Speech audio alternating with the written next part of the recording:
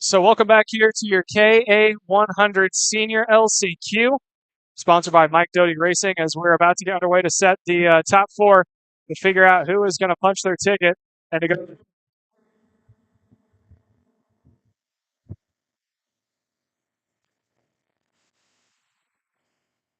The top four are going to be the ones who determine who's going to go to the main event. Everyone else, unfortunately, is going to not participate in tonight's activities. Right now, it's Logan Miller out in front with P2 of Grace Hermod. P3 is currently Tyler Wettengel, who had the unfortunate problem during that second heat race where it sent him to the back of the field. And now he is currently in the second to last transfer spot. The last transfer spot goes to Tanner Bunny, who is currently sitting in P4. And just outside of the transfer spot is Cohen Summers in the fifth position. So this is going to be 12 laps long, as we're working 11 laps to go currently. About to complete lap number 2 this time by. So Logan Miller is the one out in front. Grace Hermod is at P2. Tyler Wettengel 3. And Tanner Bunny in the last transfer. There's the top 3. And then there's the fourth placement just behind of Cohen Summers now. He is in the last transfer spot. Just behind him, Drew James is off for the distance. We continue to watch the top 3, top 4, I should say, as they continue to go back and forth. Last time by, your third placement, Tyler Wettengel, went purple. But it doesn't matter where you finish. If you're inside the top 4, the only point is that you're in the top 4. You're going to the show. And right now, there's a little bit of separation between Cohen Summers in the 4th spot and Drew James, who's in 5th. So Cohen Summers is the one with the currently running in. Don't have a chassis for him, but he is the 4th one that you see on your screen there. It looks to be a IROC, if I'm not mistaken. Tony Kart with the black helmet. Just behind him is Tanner Bunny, who is a little bit farther back there, and another Tony Kart. He's got an all-white helmet with a black suit. So the top 4 are at the top of your screen. Just after that, that Tony Kart in P5 is not in the show as we continue to watch. Here on the inside, there's Cohen Summers trying to make a move for 4th. Looks like he'll do so. That is going to push Grace Hermod back 1 position into 4th. Now Grace is trying to see if she can't take the spot back. All over the back bumper of Cohen as they make their way down the hill. Just now starting to come into the distance due to this battling back and forth is Drew James. He sees the opportunity to make it into the show. He is trailing for all it's worth, trying to stay in the toe of the top 2 out in front. As he is down by about 4 kart lengths. This next time by, we're going to be working 8 laps to go. So Grace Hermod is currently now on the bubble. And just in front of her, Cohen Summers is up 1 more position, give himself a little bit of breathing space. That last time by, the difference between Drew James and Grace Hermod was roughly about 4/10. Let's monitor it and see if it continues to go down. I think it might.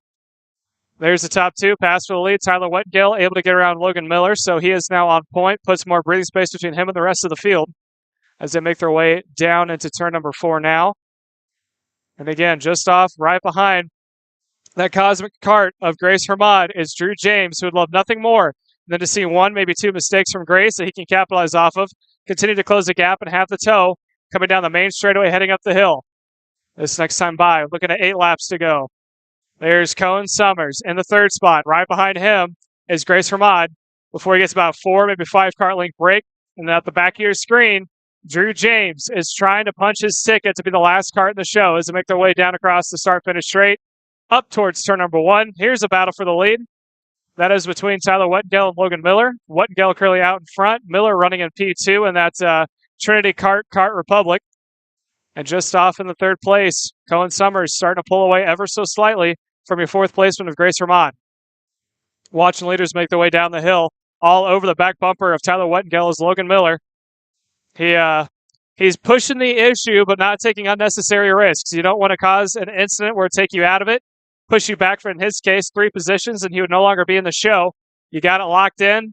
Better to just stay where you are, maintain your position, and hope that no one from behind closes back up due to the fact that you're not battling back and forth.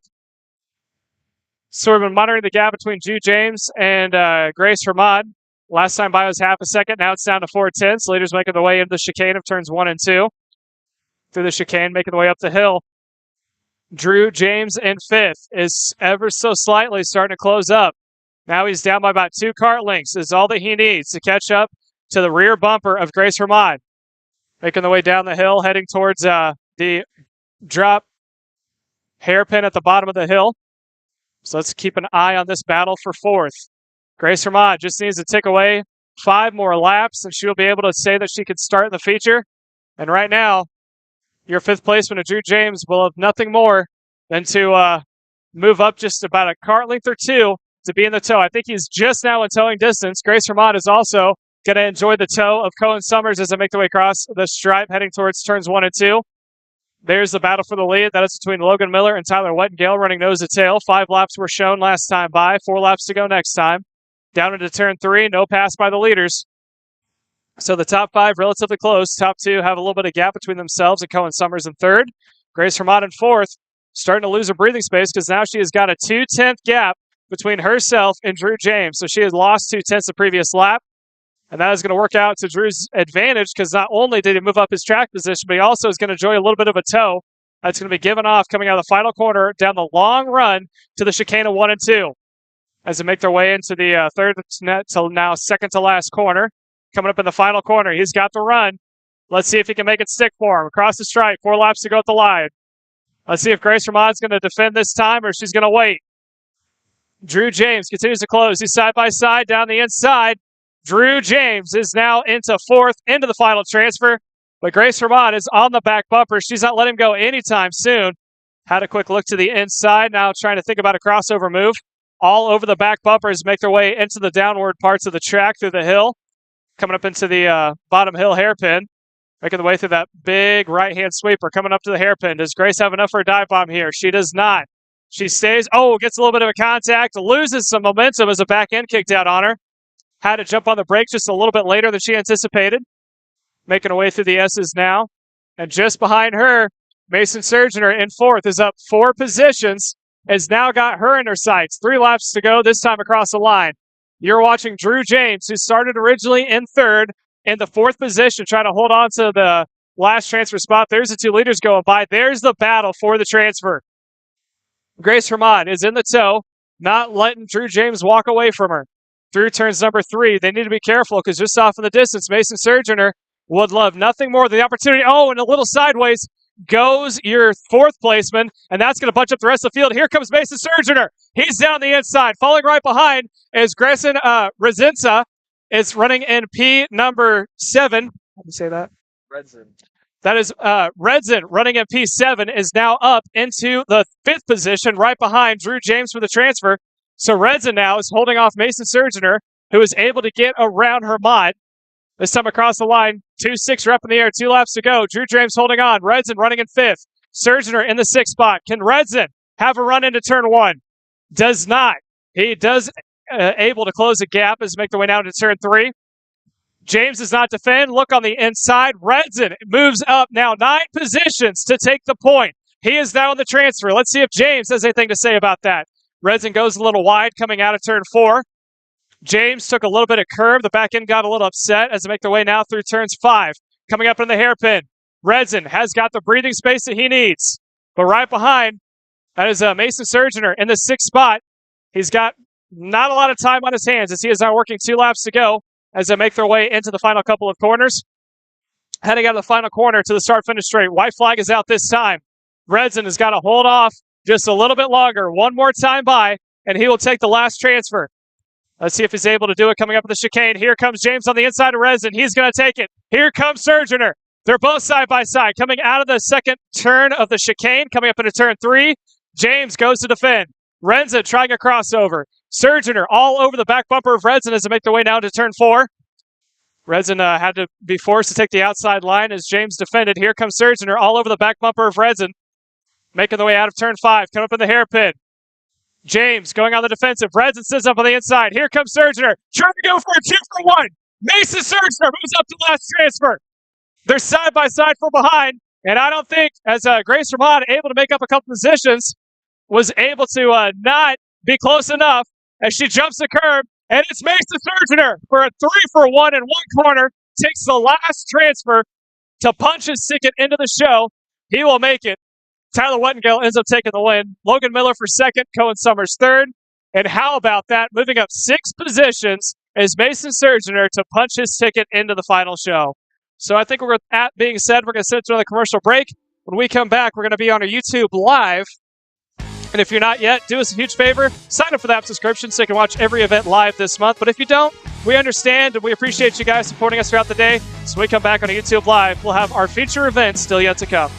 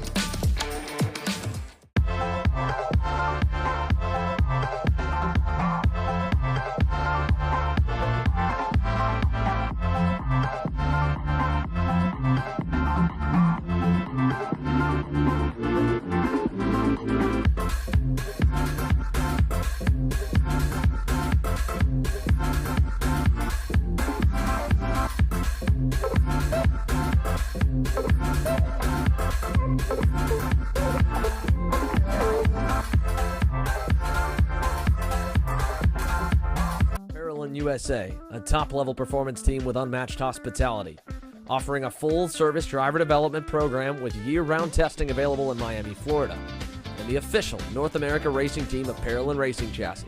Chassis and parts available at ParolinUSA.com.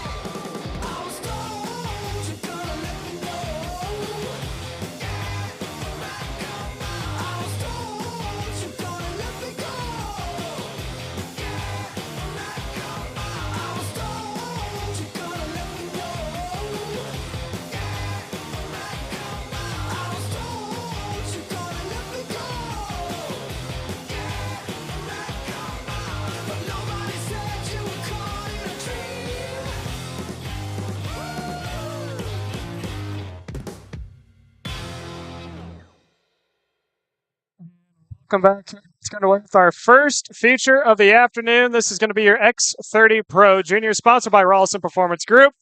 If you are tuning in here on our YouTube Live, we want to say thank you for supporting us and everything that we do, and we hope you enjoy this afternoon's broadcast and races. And this is brought to you at the beautiful Road America USPKS round number 3 in beautiful Elkhart Lake. You can see off in the distance, the SCCA Formula cars are out on track, making their runs, making all sorts of beautiful music, echoing up and down this valley of Elkhart Lake. Your front row of your X30 Juniors goes to Caleb Gaffera next to Cameron Brickman. Teddy Musella starts in P number 3 next to Ernesto Rivera. Max Garcia starts in P number 5 next to Christian Miles. Stephen Miller 7, Aiden Agrada 8. 9th place is going to be Jorge Ortiz. 10th goes to Max Taylor, and it looks like there's going to be a no start. We're going to send him one more time around so we can go through the rest of the order. And 11th is going to go to Emma K. Scarball, starting in P11. Jacob Kolar starts 12th. Sebastian Weldon starts in 13th position next to Enzo Vermontien. Luke Powers starts P15 next to Javier Herrera. P17 goes to Alexander Charter in P17. 18th spot goes to Leonardo Scorpioni. Aiden Agrada starts P19. Christian Cameron 20th. Anthony Martella in 21st. Vargara starts in P22. And Gavin Witt starts in the 23rd position. 26 laps on the board here for Caleb Gaffera and company. You talk about Aiden Agrada and Christian Cameron. They got a lot of work to do here back from row number 10 on the grid. So they'll be starting deep in the field as the field makes its way through the cut through here. Caleb Gaffera pulled away by nearly 2.5 seconds by the drop of the checkered flag in the pre-final. It was a dominant run for the North Carolina driver as he looks to try and solidify himself as the man to beat when it comes to the championship. In the RPG X30 Pro Junior class, the first of our 7 main events to come. He's got the field all together. Brinkman's on the power, but Gaffera with a great jump will lead them up the hill with a green flag, and it's a great run for the inside lane as they go to turn number 1. Brinkman tries to go deep around the outside. He'll drop into about 4th or 5th. At the end of it all, he gets in line behind what looks to be Stephen Miller. And through turn number 3, everybody makes it through. Headed for 4. Caleb Gaffera, your leader. Little bit of shuffling down the order. Christian Miles lost a number of spots there off the green. Rolled off 7th. Looked like he was about 15th or so coming out of turn number 4. Yeah, it's Max Garcia selling the P3. Able to move up one position, hold his spot. As you said, Gaffera out in front, opening up probably about a 2-car length advantage right now. I don't think that's going to walk away from anytime soon, as the rest of the field is still nose to tail, as we were talking about before. They've done a great job this weekend of staying packed up. Typically about halfway through is when you're about to see him start to break back up. In all fairness, Teddy Musella looked to be pretty evenly matched to Caleb Gaffera in that pre-final, so we'll see if Musella is going to be able to hang with him here, having the chance to start up near him. And again, just like in the pre-final, Gaffera with a big-time bobble in turn number 1. Musella, being a good teammate, not going to dive bomb into turn number 3, gives him a chance to gather it back up. But now he'll start to weave his tires a little bit because he knows that Max Garcia is coming. Stephen Miller, although on the Cosmic brand, is no way affiliated with the RPG operation. He's on the Chad Dawkin Racing entry. Then you go back to Brinkman aboard the LN Kart for Mike Doty Racing and Brandon Jarzakrak's led operation. And there we go. Oh! Collect about 3, 4 more go-karts here over in the hairpin. Max Garcia, I think, was trying to follow through as Teddy Musella went to the lead. Garcia's lost a couple spots, but Caleb Gaffera turned in front of the entire pack. Yeah, I think Gaffera was definitely the biggest loser out of that one. Just a little bit of aggressive driving there from the start.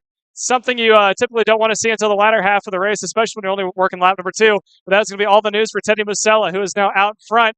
Brinkman now is in a position to battle for the lead right off the bat as he is fastest car on track after last lap. And Jorge Ortiz on the last podium spot. He is under pressure now for Max Garcia, although I'm curious to know if there's going to be any penalties assigned after that incident that happened previous lap. That is the second time we have seen someone get turned in that specific corner today, Caleb. We saw Chris Wareheim get the boot in the right rear corner trying to close the door on someone. I don't think Gaffera was trying to close the door on anybody there. I think he was getting on the outside of Musella. Maybe he was trying to tuck back in line behind him, and Garcia was trying to follow. Either way, that's up to the officials to decide on what they see of that incident. All we know is Caleb Gaffera probably sustained some damage in it all. He crosses the line 20th with a lot of work to be done. 9 seconds back from this leading duo. Behind them, let's see their pass for 4th on the racetrack. That is, I think, Ernesto Rivera going by on Jorge Ortiz, and that was for 5th. Sorry, Rivera all the way back behind Ortiz. That was Max Taylor. Taylor into the top 5. Rivera down to the 7th position. Ortiz, maybe 4th or 5th. It's still kind of shuffling around a little bit. Jorge Ortiz was up there. I think maybe Max Garcia got by and then a few more. Either way, Ernesto Rivera running inside the top 5 now safely in 4th and across the line. Teddy Musella and Cameron Brinkman to start this main event. They've got a 1.5 second gap with 22 laps remaining as there goes Brinkman to the lead. Turns 1 and 2. You figured you'd see him follow a little bit. He went straight to it. Yeah, he definitely went straight to the point, although they do have the breathing room they need to battle back and forth like that. Max Garcia currently trailing about 1.3 seconds down on what was your second placement, Cameron Brinkman, which is now Teddy Musella as they make their way, Teddy Musella as make their way out of turn number 5, heading towards the hairpin. Look to see that gap close up just a little bit between Garcia and Musella, but unless they start battling back and forth, I think they may be able to maintain their position in the gap they have to Max Garcia, because right now, Garcia doesn't have any help from behind, as he's got about a 4 or 5 currently break between himself and Max Taylor running in 4th. Well, either way, it looks like Cameron Brinkman might have made the right decision. He's already pulled 2 car lengths, nearly 3 on Teddy Musella, who was slower than him in the pre-final. Max Garcia that time by only able to match the pace of Brinkman, and Brinkman had to go low into turn number 1 to make the pass. So he looked good for that lap. Didn't look as good coming out of 2 this time. Musella closed back up, but Cameron Brinkman, this could be a breakout day here for the U.S. Pro Kart Series. This junior driver here has a little bit of experience in the junior ranks, has been a contender for a good bit of the season, but he hasn't really had a dominant weekend yet in his junior career, at least on the national stage. This could be that here for a guy that has a lot of laps around Road America. He's a Midwestern-based driver, runs in the Route 66 Sprint Series, was super fast when he went to Badger Kart Club a couple weeks ago, was good at the opener at Newcastle Motorsports Park, and now here in X30 Junior, Cameron Brinkman is staring down an opportunity to try and pull away from the field and really put a whooping on him if he can get away from Teddy Musella, which at the moment he cannot. That time by, Musella pulled him back in by a 10th. Yeah, Musella doing a great job of maintaining that second spot, just staying consistent and smooth. You don't really have to be pushing the issue all that much. He still has about 20 and a half or 19 and a half more laps to go here. So he's got the time that he needs. He just needs to stay right there as a contender. Oh, we got one way off through the grass, and it looks like they clipped the curbing. And now they're taking a long way through. That's the looks to be the 771. Believe that is Javier Herrera, who is facing the wrong way. They're now back on track after running in the 12th position. They're going to find themselves way back through the field. Yeah, that was a heavy off there for Javier Herrera as we watch the leaders come across the line. We'll take a look around to see some of the other battles that we've got going on. Max Garcia's got company in the form of Max Taylor on the way. Taylor equal to the pace of Cameron Brinkman right now. Aiden Ingrata even a little bit faster. And they're going to be coming on the Will Power Kart driver here shortly. You can see them bunching together. 3rd, 4th, and 5th. Headed through turn number 4. Little gap back to find Ernesto Rivera and Jorge Ortiz in 6th and 7th. But Max Garcia, the pace just has not been solid today here in X30 Junior. And the KA Junior, it looked to be much of the same. Good qualifying pace, struggling on the long run as there's Ingrata putting a wheel to Taylor, eventually lets him on by there into the hairpin. Yeah, and Ingrata's still not done yet with Taylor. He now sends it up on the inside. Can this be the deal that seals it? It looks like so. There's no pass back there from Taylor. There's Garcia going by. So that gives Garcia another lap of breathing room due to the battle that was happening from behind him, as he's got a little bit of a gap to kind of rekindle his thoughts. And it looks like Taylor is not done yet with Garcia as they make their way into turns 1 and 2. There's a battle for the lead. That is Musella running in P2. Garcia, you can see the gap he's got now, probably about 5 kart lengths between himself, Ingrata, and now Taylor running in the 5th position. Also just off in the distance is Ernesto Rivera, followed by Jorge Ortiz in 6th and 7th. Here they come dropping through the hill here. Aiden Ingrata, Max Taylor, 4th and 5th, going into the hairpin this time. They've got Rivera last time by. He was a couple tenths quicker than Taylor. He was about even to Ingrata, so he could go with them to go forward towards these two cats right here. Cameron Brinkman and Teddy Musella, they have not been super fast compared to the rest of the field. Aiden Ingrata, faster than him last time by. Max Garcia, half a tenth off. You look back to Max Taylor, only a tenth off there. Then you go Ernesto Rivera. He was 3 tenths better than the leaders, and his teammate now, Teddy Musella, taking back the point. He gets through in turn number 3, leads them into turn number 4. Yeah, I see Cameron Brinkman had to look back to see how much of a gap he has, and that's actually a large one. between himself and Max Garcia is now sitting at 1.5 seconds. So Garcia fell back off of it just a little bit. It looks like about every lap he's taken about a tenth or two off the gap between himself and Teddy Musella and Cameron Brinkman out in front as they work their way now into the series of switchback hairpins. Although your fourth placeman of Garcia, or sorry, Aiden Ingrata, who right behind him, actually I think Ingrata and, if I'm not mistaken, Taylor switched spots. They did not. It's still Ingrata and then Taylor. They're edging in onto Max Garcia. So Max Garcia is closing up into 2 leaders, about a tenth or two a lap. And then right behind him, there's a close battle happening between both Teddy Musella and Aiden Ingrata. They're closing in on Garcia as they're making up about 2 tenths every lap. We continue to watch the top 2 snaking their way down the hill through that right-hand downhill sweeper, off camera just a little bit before making the way to the drop hairpin at the bottom of the hill before it sets them up for this quick series of switchbacks. And it looks like Brinkman all over the back of Musella. Let's see if he's able to try to send it in here, if he's going to wait. They're sitting at 15 laps to go. It's going to be 14 to go this time by. So as he makes his way through on the final lap, looks like Brinkman going to have to yield one more time by and not try to make a move on your leader. Yeah, let's see what they can do here. Cameron Brinkman pushing Teddy Musella all the way back up the hill once again towards turns 1 and 2.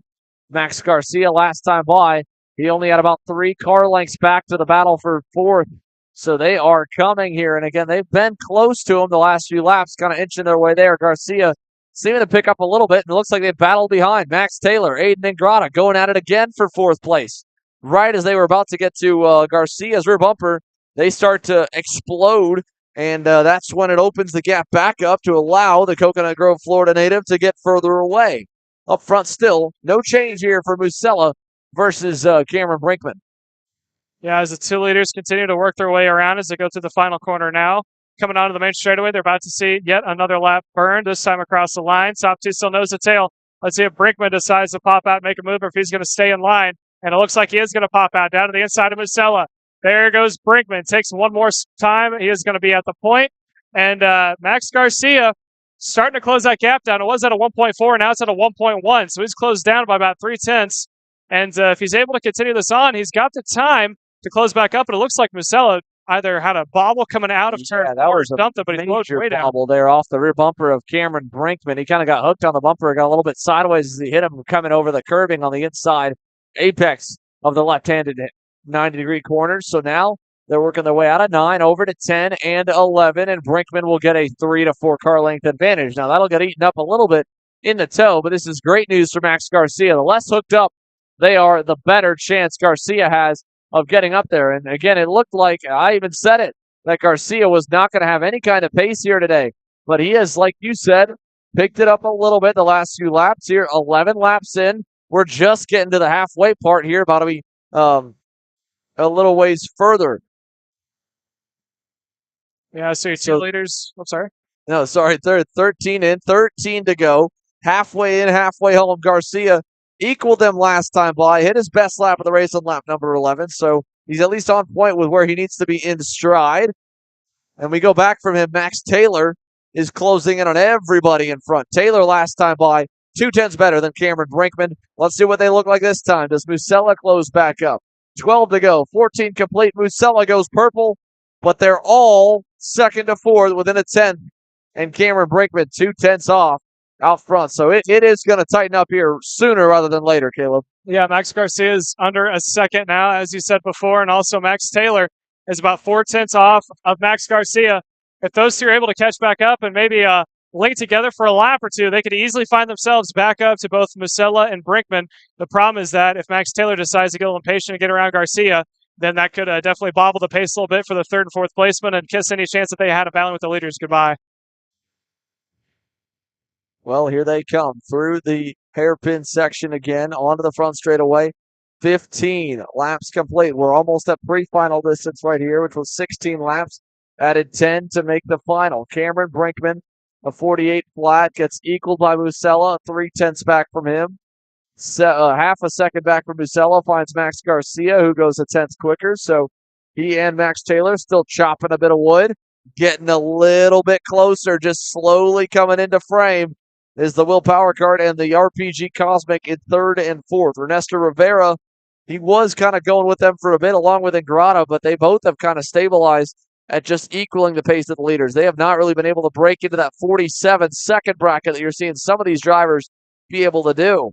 So for Max Taylor, Max Garcia, they're kind of on their own. They don't have to worry too much yet about 5th and 6th coming, as behind them there was a pass. Ingrata able to get by on Ernesto Rivera to crack the top 5.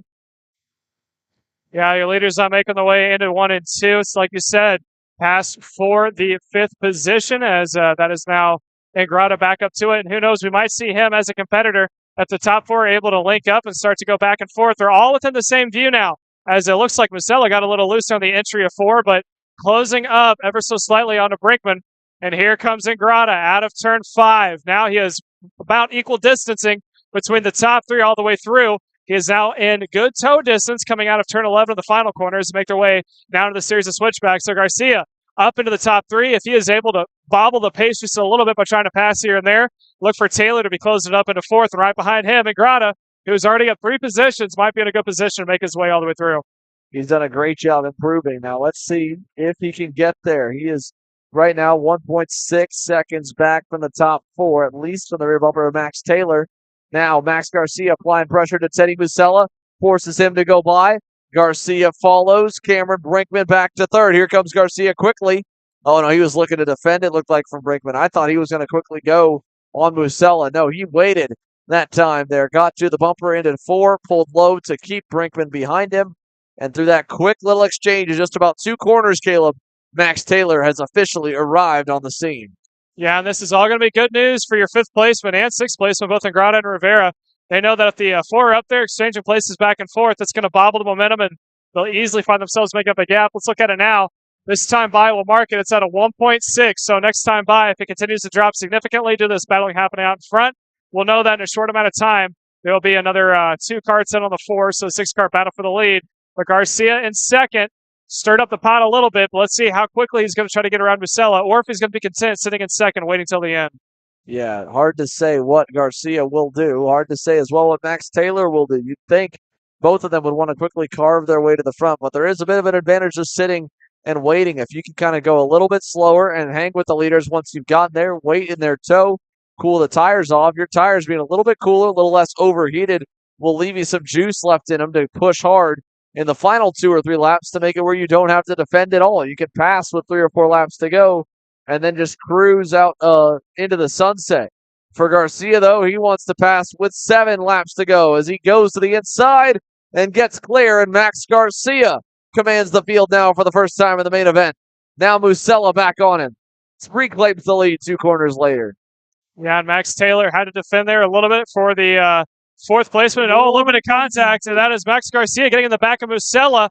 Musella falls back 1 spot only, but now it's going to be 2 as he is door-to-door with, I believe, his teammate of Max Taylor as they make their way into that bottom hill hairpin. A little wide goes Musella. He is very aggressive trying to defend this position, doesn't want to give anything up, and here comes Aiden Ingrata, and with him, he is bringing Ernesto Rivera up in the mix. So now we got a 4-kart battle for the 4th position, or 3rd position, I should say, as the top 2 continue to pull by, and Musella put his hand out, doesn't look too happy.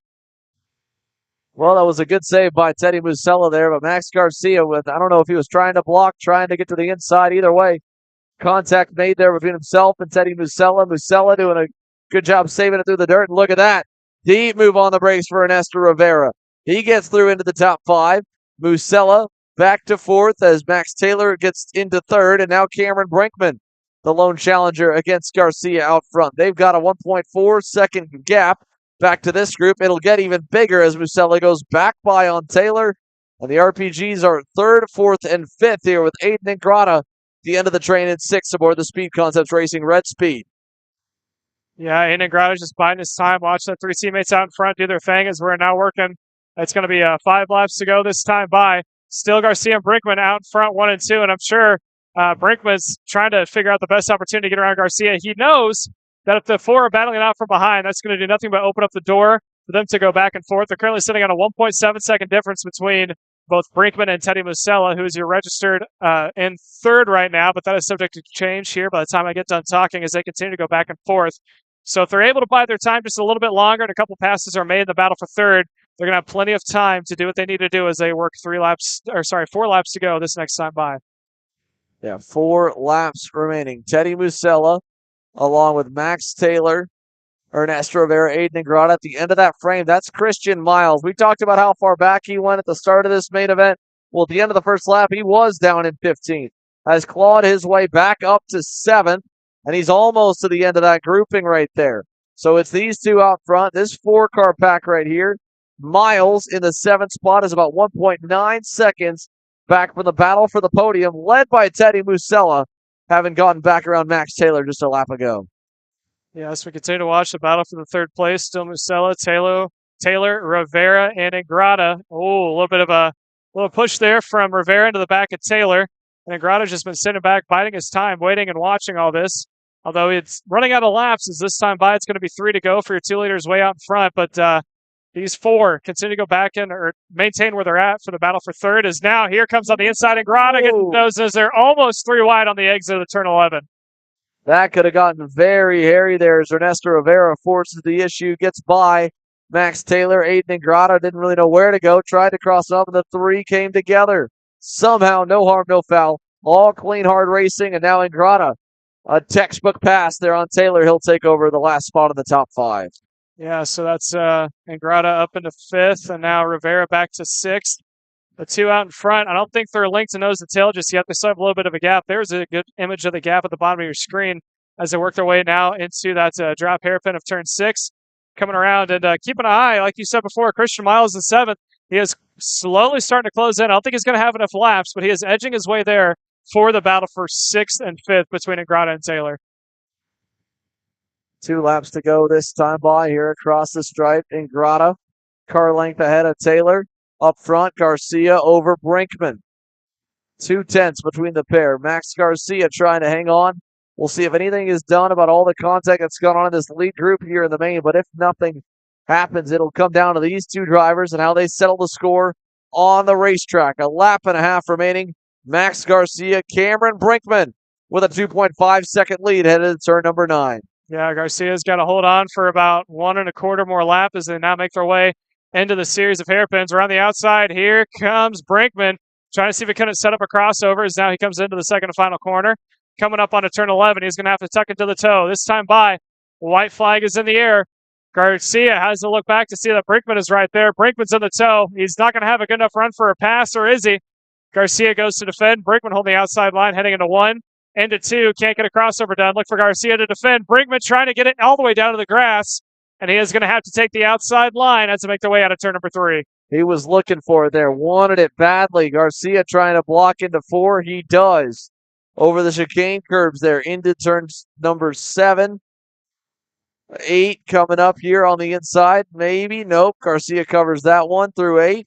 Brinkman tries to cross over out of 8 into 9. Can't do it there. Garcia to the bottom again. 2 hairpins to go. Here comes Teddy Musella into frame. Brinkman sends it down the inside and across the line, closes the door. Cameron Brinkman is the U.S. Pro Kart Series X30 Pro Junior winner. Wow, what a final lap, final corner. Cameron Brinkman pulls it out. Garcia hangs on for 2nd. Teddy Musella 3rd. Rivera 4th. Taylor 5th, up 7 spots. Christian Miles, Aiden Ingrata, Sebastian Weldon, Caleb Gaffera, and Jorge Ortiz. Talk about some last corner drama. These 180-degree corners, they provide a whole lot of that here, Caleb. And Cameron Brinkman takes full advantage to get his first X30 Pro win of the season. Yeah, it was good running on his part. He played it smart and safe, especially in the final couple of quarters of just trying to force Garcia into a mistake, push him onto the inside line, and able to get it done there in the final corner. Nicely done here. So Cameron Brinkman takes one for the Wisconsinites, and the RPG X30 Pro Junior class is wrapped. It's time to go X30 Master racing here. Danilo Romalo, Mario Barrios, and the host of others are set to go green when we come back here after this.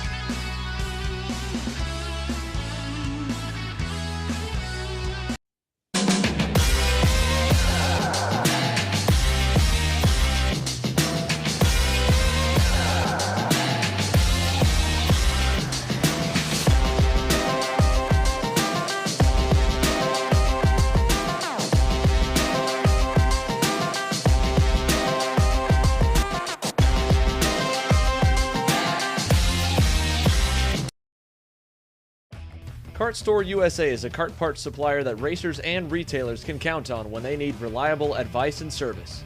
We focus on servicing all racers with honesty and pride while maintaining customer satisfaction. We carry a full stock of Kart Republic and Tony Kart chassis, as well as IAMI and Vortex Rock engines. We've also got a host of other parts available and in stock, such as products from Rev Performance Materials, Jekko Racing Seats, and more. We have a 100% satisfaction guarantee, and on top of that, if your order exceeds $200, shipping is on us. Check out all we have to offer today by visiting us online at kartstore-usa.com. As the Western importer of the Praga and Formula K chassis brands, Leading Edge Motorsports is a high-performance kart shop and race team with a simple mission: teach others the joy of high-performance driving, supply our customers with the highest quality products and services, and most of all, win races. With our remarkable racing inventory, expert services, and top-ranked national-level team to back it up, we'll help to get your new kart racing package up and running fast.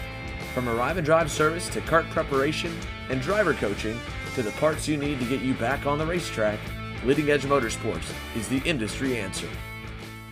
Hannah Greenemeyer is going to score the final win of the U.S. Pro Kart Series. Hayden Jones is a national race winner. Nate Cicero wins. Four-time champion Ryan Norberg winning Super Nationals 24. Winner. Are you ready to join one of North America's winningest driver development programs? Welcome back here as we get set to go racing in Speed Concepts Racing X30 Masters. Mario Barrios, Danilo Romalo have the field together. Scott Roberts, Jake Fetter, Miguel Mir, Scott Kopp. No green on attempt number 1. And so they will send them through the cut-through before we come back with it. But for Mario Barrios, again, he'll get the attempt to try and lead them to the green. We go through that pre-final there. We've got some bigger names further down the order here. Looks like Nicky Coelho got a penalty, or at least something might have happened to put Chris Wareheim back up into 7th, because Coelho crossed the line, I believe, inside the top 5 at the end of the pre-final. He starts to the outside of Wareheim. Then we go ahead of them against Scott Kopp, Miguel Mir. That's row number 3. Martin Stone, Danny Robertson, row 5. Christian Vomir, Evan Batt, Paul Montepoli. Keep an eye on Blake Wankowski. Rolls off tail end Charlie here, just ahead of Rob Mayer and S.H. Moon. But for SCR X30 Masters, the second of our 7 groups to come here today, getting a 22-lap main event. Mario Barrios getting right up alongside Danilo Romalo as they come onto the front straightaway. A gorgeous shot here and a gorgeous day in Elkhart Lake, Wisconsin at the National Park of Speed. Road America playing host to round 3 of the U.S. Pro Kart Series, and the X30 Master field is green up the hill. And what a good start for Scott Roberts. He'll quickly get into 2nd. Around the outside, Danilo Romalo trying to hang on. Look at Chris Wareheim. Picked up 4 spots already from 7th on the grid. Went way high. Got through into 3rd. Yeah, Scotty Roberts, also a big mover. He finds himself up into the 2nd spot, about to be 3rd, because down on the inside, thought about it, was Chris Wareheim trying to see if he could make a move on the inside of Roberts. So now those two going to have to get themselves sorted out fairly quickly. If they don't, Barrios may start to pull away ever so slightly, but as we said before, it's a longer feature races. 21 laps is what's going to be at the line, so there's still plenty of time to get themselves sorted out and possibly run down their leader if they need to.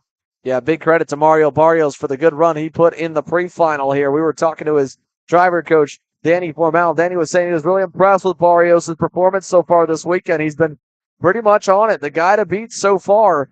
And it's Scott Roberts and the SCR Red Speed Camp. They're doing everything they can to catch him. They're 2 car lengths back right now, headed to turn number 4. As Barrios, little wiggle there in the braking zone, going to turn number 3. Half a car length ahead as they go for turn number 4. And a little loose there on the entry of turn 4 was Mario Barrios. The back end kicked out just a little bit.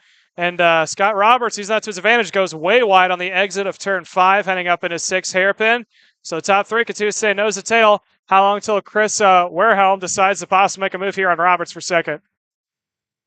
Hard to say. I think Chris Wareheim was aggressive and went for it on his own early in the pre-final. Now he's going to go for it on his own here in the main. So he doesn't want to wait at all. He'll go through in the Lionel corner, takes over the 2nd spot, signals to work together. Scott Roberts gives him the benefit of the doubt. He'll push him down the front straightaway. Say, all right, you want to go ahead and lead them up. And Chris Wareheim, obviously in the Masters class, He's of the 30 plus age group. He's more of the young buck in the group compared to the rest of the guys who have been running around in the likes of Scott Roberts, Mario Barrios, Danilo Romalo, who have been running this division for many years now. Headed out of turn number 7, over to turn number 8. Werheim makes a quick little adjustment on the radiator, heads through the corner, and that gap to Barrios, it's about 6 or 7 car lengths, pushing about 7 or 8 tenths of a second. We'll find out exactly what it looks like here. This time we get 3 laps complete, 20, make it 19. Now laps to go. You see everyone's up on the wheel trying to make themselves as aerodynamic as possible, especially Mario Barrios as he makes his way down into turn 1, setting out about almost a second gap between himself and Werheim running in second. Right behind him on his back bumper, Scott Roberts. Miguel Meyer also coming up into frame, and behind him is Danilo Romalo, who's down 3 positions after starting on the front row, being all the way back into P5 currently. So they're relatively close together, but Mario Barrios continues to pull away ever so slightly. Danilo Romalo that time by was a couple tenths off of Mario Barrios. He was all over the rear bumper of Miguel Meyer and really hasn't done much to start this main event. So I don't know if he's going on a lot lower tire pressure than the rest of the field or if he has not been able to match that level of pace he had in the pre-final, because while he did get going late in the pre-final, he got going pretty good, and he and Barrios were head and shoulders up on the field, it seemed, for most of it. However, Chris Werheim right now, fastest driver inside the top 5. Beyond Barrios, was within 0.02 of a second of his time that time. Scott Roberts a little bit slower. Mir and Romalo about a tenth off the race leader. In fact, Roberts was way off last time by 0.3 given up to Chris Werheim. He's made up a little bit this lap, it seems, but he's opened the gap up now. It's a couple of car lengths back from the Nash Motorsports Bureau Large driver to Roberts in the Speed Concepts Racing Red Speed. Yeah, it looks like Werheim is maybe trying to settle in here for a couple laps. Trying to save his tires a little bit before trying to make a run at Barrios, because it appears the gap is starting to close. Last time by, it was at 0.9 of a second. Was the gap between himself and Barrios out in front. There's Scott Roberts coming by in the 3rd place, and just like that, Werheim goes purple. He went about 0.2 faster than Barrios for the lead, and he closed the 9-second gap down to about, or 9/10 gap down to about 7 tenths. It looks like I think that was Danilo Romalo dropped a wheel coming out of turns 1 and 2. And now he's going to go under attack from Jake Fetter as they make their way down into turn 4. So they're going back and forth. And Scott Roberts in the 3rd position, just sitting and watching the 2 out in front, as we're now going to switch back and watch the battle for the 4th spot. That is Miguel Meyer running in P4 with Danilo Romalo right behind him in 5th. And close on his tail is Jack Fetter and Scott Kopp in the 7th position. So that's a 4-pack battle for the 4th spot. Yeah, a couple of Franklin Motorsports entries there. As there goes Romalo down the inside on Meyer. Here comes Scott Kopp on Jake Fetter. He gets through, so Kopp able to get by. Behind Jake Fetter, we got Martin Stone, who's just lurking in the Lando Norris Kart suit. They're going to go 3 wide. Fetter thinks better of it, gives Stone the position. He'll drop down into the 8th position, and so Jake Fetter gives up 7th to Martin Stone in this 5-car grouping exiting turn number 3. Meanwhile, keeping an eye on the gap between the 2 out in front is down to 0.4 of a second. So Werheim has definitely cranked it up a little bit here in the last couple of laps. He is able to close back up to your leader, Barrios. Barrios is maybe trying to take it easy there and settle his tires down, give him a little bit of time to cool off. But we're about to see a 2-car battle for the lead either way as they make their way out of turns number 11, coming onto the front straightaway. Scott Roberts is also right there, about 0.4 down on Werheim. So if something were to happen to the top 2, Scott Roberts is right there, possibly make a move. The last time by, Barrios went purple. Headed up the hill here to turn at number 3. 4 car lengths between Barrios and Werheim, and closing. Last time was even, then the lap before, again, he gained a little bit. That's where we're just kind of seeing this game of inches slowly come together. We've already got 7 laps complete, 15 laps to go as we check further down the order to find Miguel Meyer under more fire. Scott Roberts is there, knocking on the door to try and crack the top, or Scott Kopp, knocking on the door to try and crack the top 5 as up the road, Danilo Romalo, Scott Roberts, Chris Werheim, all just kind of cruising away from this middle grouping. Out of the final turn, is Meyer going to be able to turn it back up? He at least beats Scott Kopp that time by, so no challenge coming from 5th at the moment. Meanwhile, up front, Werheim knocks a 10th off the lead to Barrios. Yeah, so that's Wareheim is doing what he needs to do. Be patient. Let it come to you. Like you said, down 1 more tenth, so it's 0.3 of a second. There's a difference between the 2 leaders out in front. Scott Roberts, he's maintaining about that 4 to a half second tenth gap between himself and your second placeman of Wareheim. But now we're going to watch. I believe this is going to be the battle for a little bit farther back through the field. I believe that's Martin Stone, possibly, who we may be watching, along with Scott Kopp. So that's 6th, 7th, and then your 8th position of Jake Fetter. So they continue to stay nose to tail, bunched up. 3-pack battle for the 6th position as they make their way across the line. Quick update. Chris Wareheim, last lap went purple for the moment. Now it's Danilo Romalo went purple. So he is now the fastest driver on track as Wareheim continues to close back up to Barrios. And again, just off in the distance, waiting for his opportunity is Scott Roberts. Just another, again, 200s kicked off by Chris Wareheim off of Mario Barrios' lead. I think it's a little more this time to the first sector, at least, down to just 2 car lengths at certain places. We look back, we were following that battle for Scott Kopp and Miguel Mir. Ultimately, they switched positions. Mir dropped to 6th, Kopp up to 5th, and Mir's got to worry about Martin Stone and Jake Fetter still coming. They haven't pressed him all too hard just yet, but I would give it a little bit of time.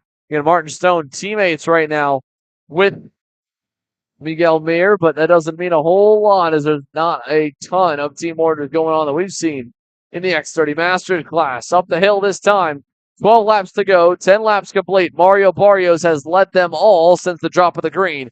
Chris Wareheim trying to challenge, about 3.5 of a second back, headed for 4. Yeah, last time by, both Barrios and Wareheim went identical lap times of a 48.014. So a little bit of a rarity, but not too uncommon, especially when it comes to consistency between these two.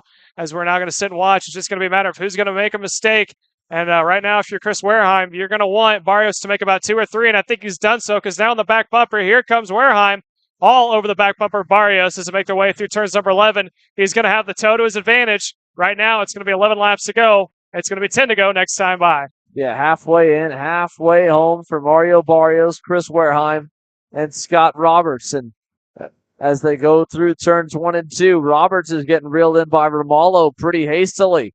Lost about 3.5, nearly 0.4 of a second that time by. So Scott Roberts losing out here on this potential to join the fight for the lead, and potentially losing out as well on the chance at a podium as he holds the 3rd place spot. But coming quickly is Danilo Romalo, and the Brazilian would like nothing more than to get some more hardware and some more points on his good buddy in Mario Barrios. 10 to go this time by, 12 laps completed. Mario Barrios is your leader over Chris Wareheim, Scott Roberts, and Danilo Romalo. We go back to Scott Kopp. He's about 2 seconds away, currently cruising in the 5th position, a little ways up the road from Martin Stone. Yeah, it appears that Wareheim is just a little bit faster than Barrios since probably about the 2nd sector when they make their way out of turn number 3. And then all the tight corners at the bottom of the hill is where he really starts to close the gap back up. But Barrios just gets a better run down the straightaway. And also through this section right here that we're watching from turns 3 all the way to turn 5 is definitely his wheelhouse. But Chris Wareheim is definitely a little bit better at the bottom of the hills. We're about to watch that here as they make their way into turn number 6. As Barrios may have to go on the defensive. But all the while, these two are trying to reel each other in. And it looks like Scott Roberts may be getting a little bit of assistance from Danilo Romalo to close back up to the top 2. As last time by, Danilo Romalo went purple with a 47.7. So he's got the speed. He's fast to the top 2. I think some of that's due to the toe he's getting off of Scott Roberts. Here they come up the hill this time. 13 laps complete. 9 laps to go. 22 laps here. Scott Roberts that time. 0.3, almost 0.3 better, as you mentioned. Going purple. Best time of anybody in the entire session. Chris Wareheim, 3 car lengths back here for Barrios. Closes in a little bit on the downhill hairpin. Pulls back a little ways on the exit, and then they'll accordion again through the rest of the hairpin corners. But Chris Wareheim is closer to Barrios than he's been most of the race. Nearly gives him a little love tap there in the middle of that right-handed hairpin. Yeah, let's make their way to the main straight once more out of the final corner. Look at Scott Roberts. Last time was half a second. Now it's down to 0.3. So he is closing, and bringing with him is Danilo Romalo. So they are edging forward ever so slightly towards the top 2. We're about to see a 4-car battle for the lead here shortly, as we're now on 8 laps to go, 7 to go next time by. So they're getting close on laps, and this is right about when it becomes crunch time. If you're in the top 4, you're going to have to make your move fairly quickly and hope you can hold them off. Right now, Scott Roberts doing a fantastic job, lead him up and really closes up, takes a way wide line. I don't know if he got a couple wheels on the marbles or what, but he loses one spot as Danilo Romalo is now up into 3rd. Yeah, Danilo Romalo doing a great job coming on strong late. That's where he seems to excel a little bit, and is getting there, just inching his way there. Barrios 47.90, well 47.93. Romalo a 47.96. So he was 2/10 better than the top 2 that time by on his own. He has to make their way now into turn 4. There's the top 3, Barrios, Werheim, and also Romalo running in P3. Scott Roberts seems to be falling off just a little bit. I don't know if he used up all of his secret or his sauce that he had at the start of it, and now he is just trying to eat a sandwich dry or what. But the last couple laps, he cranked it back up, threw down some fast laps, and now it looks like he's almost having to saw at the wheel and struggling. I think he may have used his tires up just a little too much and overheated them. This time across the line, 6 laps to go. And I think Wilhelm is starting to lose a little bit of time to Mario Barrios, who's opening it back up here in the last couple laps. Through the chicane this time by 5.5 laps to go. Werheim has been caught by Danilo Romalo before he could catch up to Diego Ramos. It's about a 0.5 gap at the line, or 0.6 gap at the line, might be a little bit more. Through the chicane, through the downhill right-handed hairpin. Over to turns number 8 and then turn number 9. It is like we've seen a lot of smoothness here out of Danilo Romalo. We've seen a lot of aggression out of Danilo Romalo as well. So which side are we going to get today? Are we going to get the nice and happy Danilo Romalo, or will we get the take no prisoners type Danilo Romalo that we've seen both in action here in 2022? Yeah, I think it comes down to what mood he woke up this morning as he takes a little bit of curb there, closes back up to Chris Werheim, who's running in the 2nd spot, taking a little bit of curb, or a little bit more than he did before, so he's having to get a little bit lower. I'm wondering if his tires maybe starting to go off just a little bit, and that's why he's struggling for grip. But like you said, Danilo Romalo, he is playing nice, playing smart, playing this long term here as he's coming up on 4 laps to go. So it's not quite crunch time for him if he wants to get up into that 2nd spot, but if he's going for the lead, I think that ship has long since sailed for him.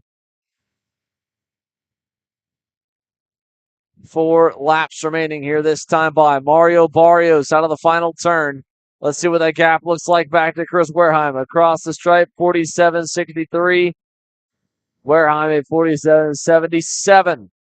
Loses another 1/10 of a second from him as they go up the hill towards turn number 3. Yeah, so we're 4 and about 3/4 lap to go. It's going to be 3 to go next time by. You can hear off in the distance the sound of American V8s with the SCCAs running on the 4-point-mile Road America track as we are now watching the final couple of laps here when it comes time for your X30 Master. It is still Barrios who has led every lap from the start out in front. And then we're watching the 2nd placement up 5 positions, Chris Werheim, who is into P2. Slowly starting to crank it back up on your leader, Barrios. Last time by, he was down to about a 0.5 second. Before that, he was down by 0.7. So looking back as Mario Barrios comes across, it's down to about just a 0.5 second, just over 0.5 second. But with 3 laps to go, I don't know if he's going to have time to catch back up. Barrios doing a fantastic job. 0.5 second up. Last time by, as you mentioned here, he gave up a little bit, but it's just been kind of rubber banding. Hasn't been a big swing. 2.5 to go.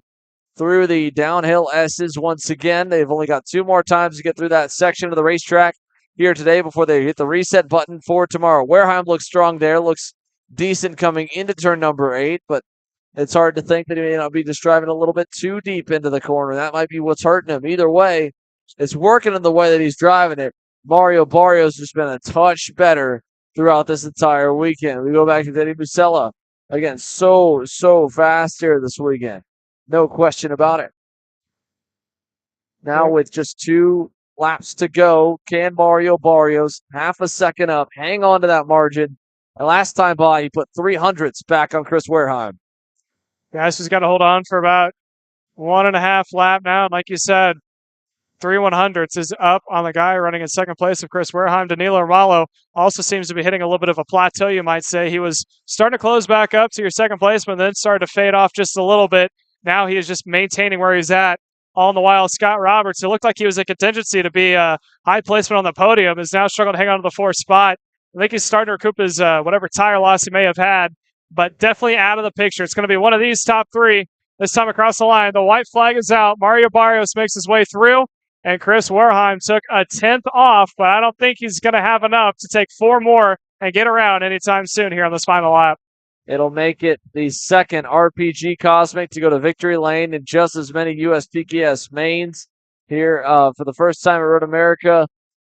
At least with the full live stream, it'll all be documented. There's no better time to win than right now or any time in the immediate future as we're still going. And for Allston Performance Group, they're hitting it at a perfect time. They've won in X30 Junior.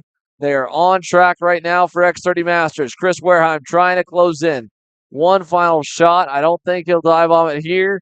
And out of the final turn, Mario Barrios wins round 3 for Saturday at Road America. Chris Wareheim second, Danilo Romalo third, Scott Roberts fourth, Scott Kopp fifth, Jake Fetter, Martin Stone, Nicky Coelho, Evan Batt, and Danny Robertson. Your X30 Masters class presented by Speed Concepts Racing. We've got the mini slips on deck, and then it'll be time for X30 Pro. But before we do a quick commercial break, let's talk to Mr. X30 Pro here for 2022. Ryan Norberg has been on a hot streak this season. We caught up with him midway through Friday practice and are able to chat with the multi-time champion and the reigning U.S. Pro Kart Series X30 Pro Division champion as well.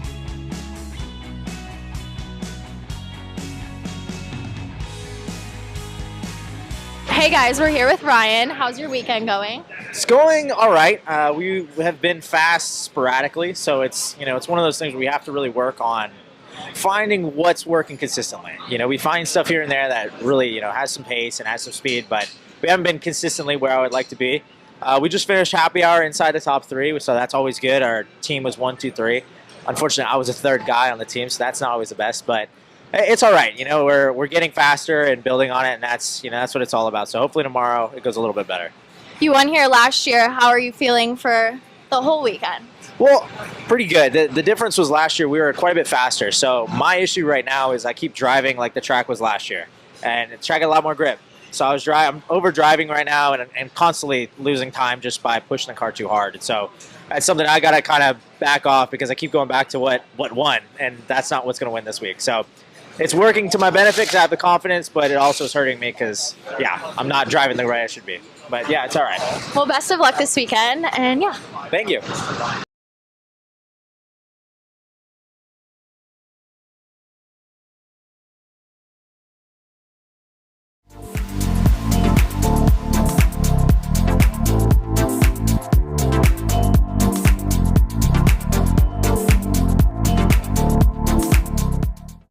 USA, a top-level performance team with unmatched hospitality, offering a full-service driver development program with year-round testing available in Miami, Florida, and the official North America racing team of Parolin Racing Chassis. Chassis and parts available at ParolinUSA.com. If you're looking for top-grade equipment, look no further than Rev Performance Materials engine mounts, sprockets, and arcade chains. Available online now at RevPerformanceMaterials.com and through a dealer near you. The highest quality material, built to the highest quality standards. Rev Performance Materials.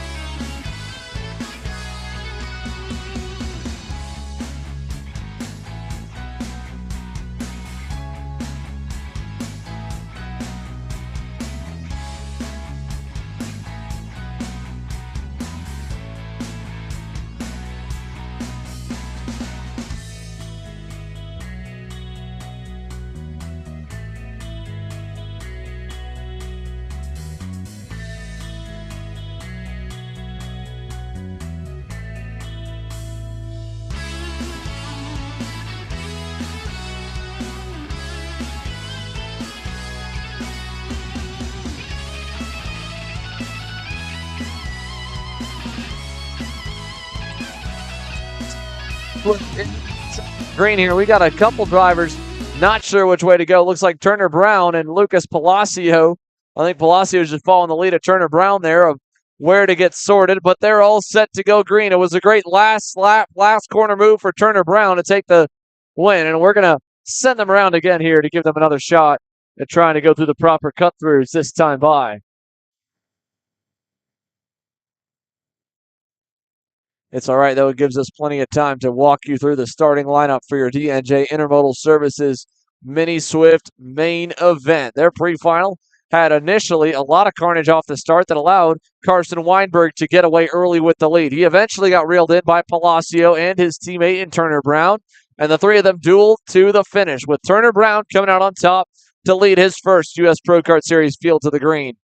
To the outside of him, again on the front row, will be Lucas Palacio in that Trinity Kart and Group Kart Republic. Carson Weinberg, Speed Concepts Racing CRG, starts to the inside of row number 2, alongside the Merlin number 165 of Brady Shad. Row 3 will be Cade Yeager aboard the 164 Nitro Kart, along Austin Dromalev in the Techno Kart USA entry. Row 4, Ethan Tobo and Tyler Roberts. And rounding the top 10, Keelan Harvick. And picking up 9 spots in the pre-final will be Travis Pettit. Early on the power, but we've got the green, and it's a fast start up the hill. We'll see if they can all make it. They're trying to find a way in line. Where can everybody slot into turns 1 and 2? Does anybody get turned? A couple drivers through the dirt. Overall, we're clean up the hill. Lots of dust kicked up, but everybody's facing the right direction through turn number 3. Yeah, it's going to be interesting to see next time by how much dirt got kicked up on the track on the entry of turn 3, just how loose they're going to get as they're looks like everyone's trying to find grip, making their way through turn 4. A couple of guys getting a little sideways, but it's going to be your leader of Turner Brown out in front. Palacio is going to settle into P number 2, and right behind him in the third spot, Carson Weinberg, making it a 3-pack battle out in front. But right now, Turner Brown has got about 2 kart lengths to his advantage. Yeah, he's got a nice little gap to begin this main. Not nearly as big of a gap as his teammate Carson Weinberg had to begin the main pre-final earlier, but 20 laps on the boards here for the Mini Swifts. Make it 19 to go. 1 in the books already. Weinberg going to go to the inside on Palacio for second. Down the inside, turn 1, he's through. Carson Weinberg, and look at that little mistake from Turner Brown. That'll kick some dirt up onto the racetrack. Brown will slide through turn number 3 and allow Weinberg to get right to the bumper as they head for turn number 4. And it's a bit of a gap now back to Michael McCaughey in the 161. About a second and some change. With Cade Yeager and Keelan Harvick in tow. Harvick up 4 spots. The biggest mover inside the top 10 here since the drop of the green flag is the 162. Yeah, so the top 3 continue to go back and forth. Great move there by Carson Weinberg. He could have gotten a little ambitious and maybe taken a little bit more than he should have heading into turn 4 due to the fact that Turner Brown got a little loose heading into turn 3. But great job for him for settling back down, not getting too ambitious about trying to make a move too soon and causing a bigger incident. And now let's see if it makes it going into turn 1. He's looking on the inside. He's got the run. Will it stick? It will. New leader, Carson Weinberg out front. Turner Brown settles into P2 and Lucas Palacio in P3. But look at this side-by-side. All the way from, I believe it was 9th, is now Keelan Harvick up into the 4th spot. And he will bring with him Cade Yeager, who's going to now try to take us to that front pack. And just like that, a 3-pack battle out in front quickly turned into a 6 or 7 as they make their way out of turn 5 heading into 6. So Yeager into the 5th spot. Harvick all the way up to 4th with a great drive forward. Looked a little bit out of character for Keelan Harvick to be struggling in the pre-final. He is not struggling at all. There's another one. Gets to 3rd. Gets by Palacio. So now it is Carson Weinberg out front. Turner Brown 2nd. Keelan Harvick up to P3. 7 spots gained for the Hunt Brothers Pizza Harvick Racing Machine. And it's an 8-driver lead pack, 7-driver lead pack headed up the hill, turn number 1. Yeah. And Harvick's going to go again. Yeah. Oh, nearly together there with Turner Brown. Now he'll have to block into 3. He leaves the door open. Palacio goes by. Everybody goes by Harvick except for the driver at the end of the train, Tyler Roberts. He'll stay on the outside into 4. Harvick gets clear of him, but wow. That could have gotten ugly fast over in turn 1. Yeah, all it takes is one mistake in one corner, and he opened Pandora's box for all the drivers from behind us we just saw there with Harvick. Although he was able to save it, settle back down. Now, all that work that he made, he's going to have to redo in order to get back up to that front position. As he is not going to have to fall right behind Cade Yeager, who is running in what's now going to be the 6th position, just in front of him, right behind Palacio. I believe that's going to be McCaughey is the next one in front of Yeager. So Harvick now down to 6, still up 4 positions overall. But Carson Weinberg, your leader, still dominant out in front with Turner Brown having a fantastic day so far. Finds himself in the 2nd position. And here comes Yeager on the inside of McCaughey. Will it stick? He goes all the way down to the curbing. It does. So that is not going to be Yeager up 1 more position around McCaughey. McCaughey right back on him, though. Somehow got a major run out of turn number 3 and quickly picked the spot back into turn number 4. Now Yeager gets a little bit of a shot from behind. That was from, I believe, Tyler Roberts, who's gone by on Keelan Harvick. Roberts runs wide. They all kind of spread out now. And luckily, they're all still loosely tied together as Yeager tries the inside of McCaughey again. Can't get it done. Crossover.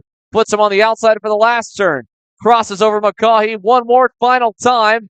They'll drag race down the front straightaway. Meanwhile, the top 3 starting to pull away as we go side by side for second. No, Palacio pulls back in line. Look at this here. Cade Yeager, big time slide on the inside lane. He comes away with 4th headed to turn 3, and they're all going to shuffle around him. Yeah, they went 2 by 2 heading into turn 1, which you don't really see that often. But they somehow made it work their way through as now we continue to watch the top 3 go back and forth. Again, that's Weinberg out in front. Brown running in second, although Turner Brown had a little bit of confirmation there from Lucas Palacio, who tried to get his nose in on the exit of turn 5. He decided to settle back down, so the top 3 still nose to tail coming into the last handful of corners. Again, that little bit of a gap they had is slowly starting to get caught back up because now it looks like Michael McCaughey want to make his way through as they're side by side all the way back still in that battle for the 5th position. Yeah, look at that there. Keelan Harvick was battling. He was able to get away from the fray. Then you go back behind Harvick. Then it's going to be Michael McCaughey. Then Brady Shad. Salvador LaVecchia is up 6 spots. He's in the middle of that mix right there with Tyler Roberts, Ethan Tovo. Asher Ockstein has also joined the party. And back up front, Lucas Palacio. The moment we look away is the moment they change. He's gotten to 2nd, went by Turner Brown, and now has split up the Speed Concepts Racing CRGs to be 1st and 3rd. Palacios, TKG, Kart Republic up to P2 once again with Cade Yeager's Nitro Kart looming into view. Yeah, I was about to say Cade Yeager may have been the biggest winner out of all that. Gap continues to close back down. He'll do so even more coming into these 180-degree hairpins. Able to use the late braking to his advantage, catching back up. Now he's going to get to enjoy a little bit of toe as he sits on the inside of Turner Brown. I think Brown got a little loose coming out of 11. So now that is Cade Yeager up into 3rd. I'd look for him to get a little bit of help there from Turner Brown as they try to reel the top 2, making the way into turn 1. Hopefully he can settle it down just a little bit because anything more than this may be a little bit detrimental to anyone in this top 4. We talked about how massive of a day it was here for Turner Brown to have a breakout run in the pre-final, to win the pre-final especially. Cade Yeager's having a standout weekend here at Road America. He's methodically cut his way up to the pre-final, got himself into the top 5 with a decent starting spot, and now he is up into 3rd safely and challenging the leaders right now. He's only 2 car lengths back from Lucas Palacio and Carson Weinberg. Coming out of the final corner, we're coming to see 8 laps complete, 12 laps to go, plenty of time left. I think that's why you're seeing Palacio push with Weinberg. He knows there's a lot of time. He doesn't have to go by him yet. I take that back. There he goes, looking inside for the lead. Lucas Palacio to the point. Weinberg back to 2nd. He's about to go to 3rd, though. Here comes Cade Yeager with a slide job down the inside in turn 3. Yeah, that was a smart move by Cade Yeager, deciding to wait until there was a mistake out in front to get by. As we continue to watch, Cade Yeager gets a little bit more sideways every single time in the left-hander of turn 4 than everyone else, and it catches right halfway through the track. So that may be a little bit problematic for him down the road if he is forced to take the outside line or inside line. We continue to watch him now in 2nd, trying to run back down. Carson Weinberg, your leader. Right behind him, though, look at Lucas Palacio, your leader. Right behind him, Carson Weinberg and Turner Brown. Would love nothing more to get back up, but look behind him. Here comes Keelan Harvick in 5th, trying to see if he can't make his way inside to the podium spot as they have the run down into turn 1. He's looking on the inside. Keelan Harvick up to 4th, able to get around Turner Brown. Set the fastest lap of the race in the process. Harvick at a 51.556 goes purple, moves up to 4th. Gets by Turner Brown for a little bit. It didn't look like he was going to be a factor, but the pace was that good on the Harvick Racing Hunt Brothers Pizza Machine. He was able to get through and up into the top 5. Now he's challenging for a podium and is within reach of the lead. You go back from him, Tyler Roberts, who was the standout story in the pre-final when it came to pace. He was super quick, led a number of drivers up the order, and was able to get to the lead pack by the end. Not a great start for Roberts, but he's up 2 spots from where he rolled off the grid. He just went purple that time by. He's only 1 second back from the tail end of this lead group. As here comes Carson Weinberg to the inside and through on Cade Yeager. Yeager going to open the door. Harvick will go by as well for third. Yeah, so Harvick now, he has moved up 7 positions to take P3, although his work is not cut out or not done just yet, because right behind him, Cade Yeager and Turner Brown are still breathing down his neck as they make their way out of turn 5. And like you said, just off in the distance, Tyler Roberts starting to turn it back up. I think he had a setup to come in late in the race, and also using the battling out in the front to work his way up a couple of spots. And now he is on the back bumper of Turner Brown. So he is trying to make his way into the 6th spot, possibly top 5. As now Brown goes on the inside of Yeager on the exit. And I think it's going to stick, but they're still door-to-door across the line heading into turn number 1. Little bit of side-by-side contact on the exit of the corner. Yeager didn't want to give it up. He'll lose 2 spots in the process. Here comes Tyler Roberts into 4th. 2 for 1 and 2 for 2. 2 corners, 2 positions gained for the Paralympic Tyler Roberts. Great run forward. He's now inside the top 5 safely. Sees that just ahead of them, there's Keelan Harvick, then Carson Weinberg, then Lucas Palacio. But the pace of Palacio starting to hit its stride, a 51.77.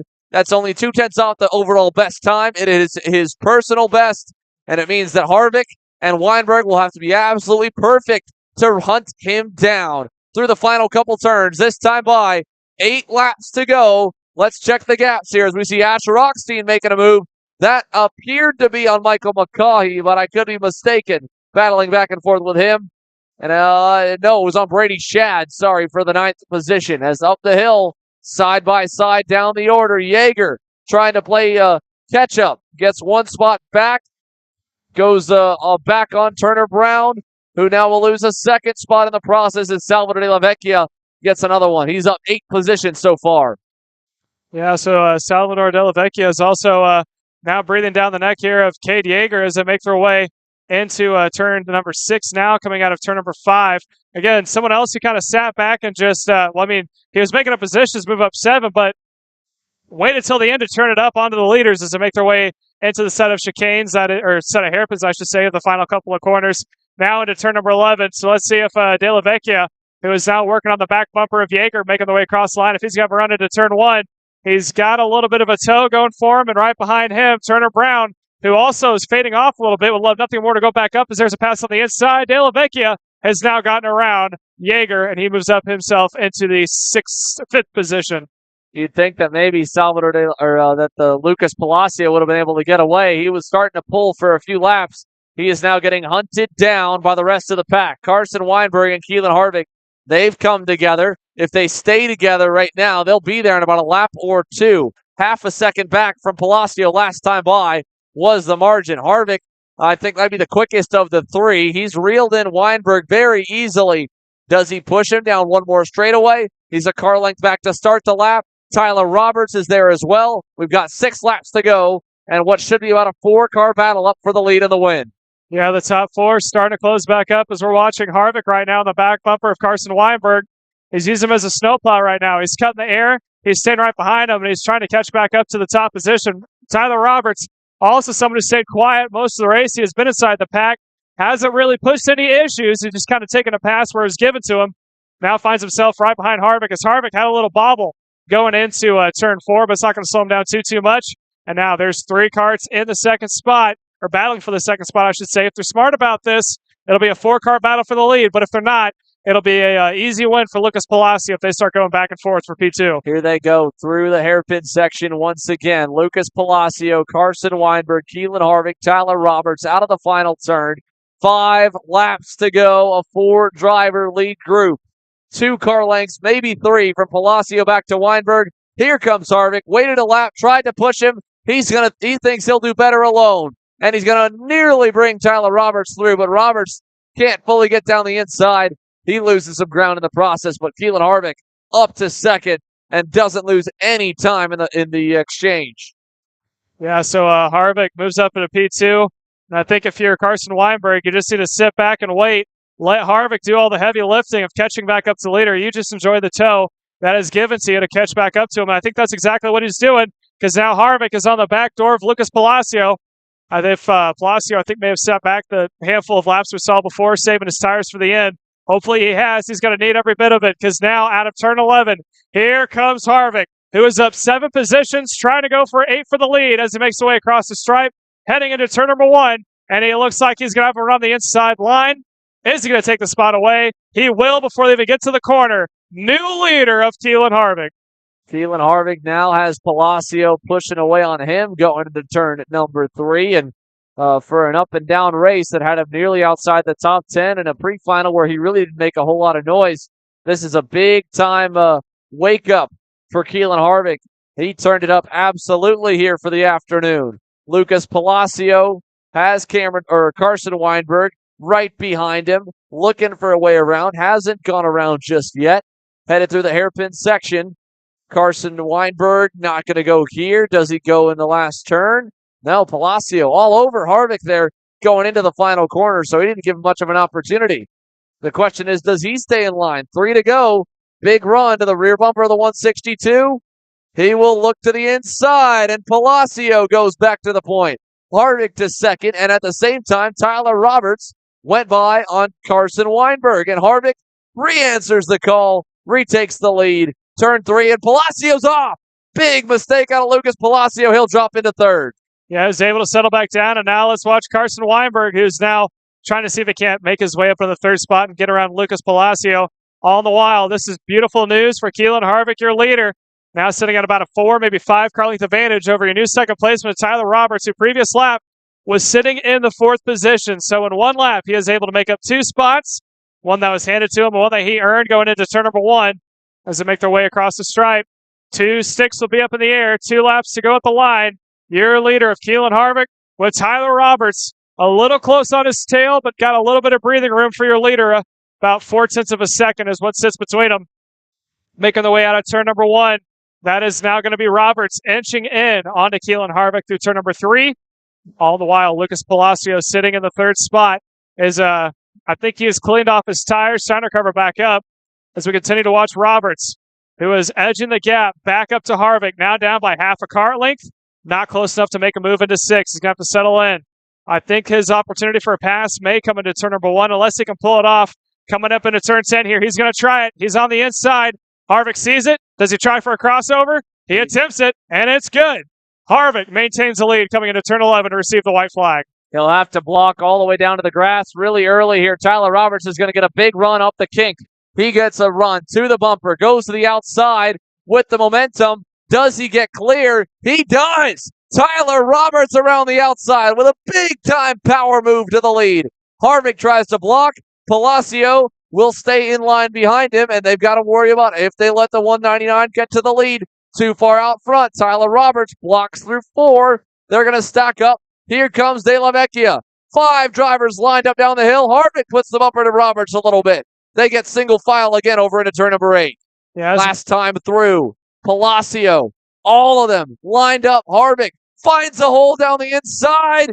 Contact made. Still side by side in the last couple corners. Roberts gets clear. Harvick trying. Inside, runs wide. Here comes Salvador De La Vecchia. They're 3 wide across the line. Harvick. Unbelievable. Wow, Caleb. Yeah, how about... Goodness. I was speechless there for a second. I was trying to see. I thought De La Vecchia was going to have him at the line, but I can't wait to watch a replay of this one. That was... what a finish. I mean, De La Vecchia moving up 11 positions. Harvick coming up from 9. Carson Weinberg going to fly back 1. And Tyler Roberts up to the 3rd spot. That was, wow. Tyler Roberts ends 5th with where he crosses the line. Loses 4 spots and about 500 feet coming out of the last turn. Keelan Harvick sent it down the inside. Was side by side with Palacio. And somehow everybody comes away straight and across the checkered flag. But Keelan Harvick, your unofficial winner by 78 thousandths of a second. Lucas Palacio, P2. Salvador De La Vecchia, like you said, up 11 spots. Harvick was up 9.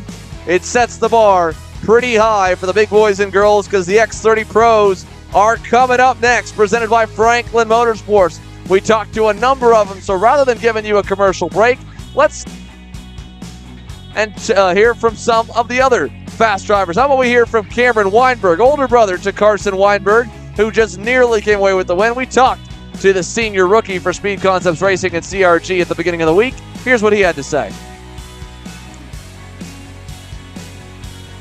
All right, Cameron, Utah had some good signs of pace, but overall I'm sure you'd like to be a little bit higher. How's the feeling so far this week?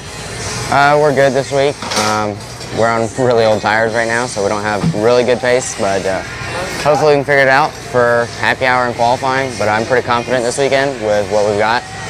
We had a few mistakes in Utah that we made that we're capitalizing on now for this race, and I'm third in the championship right now, so hopefully I can get higher.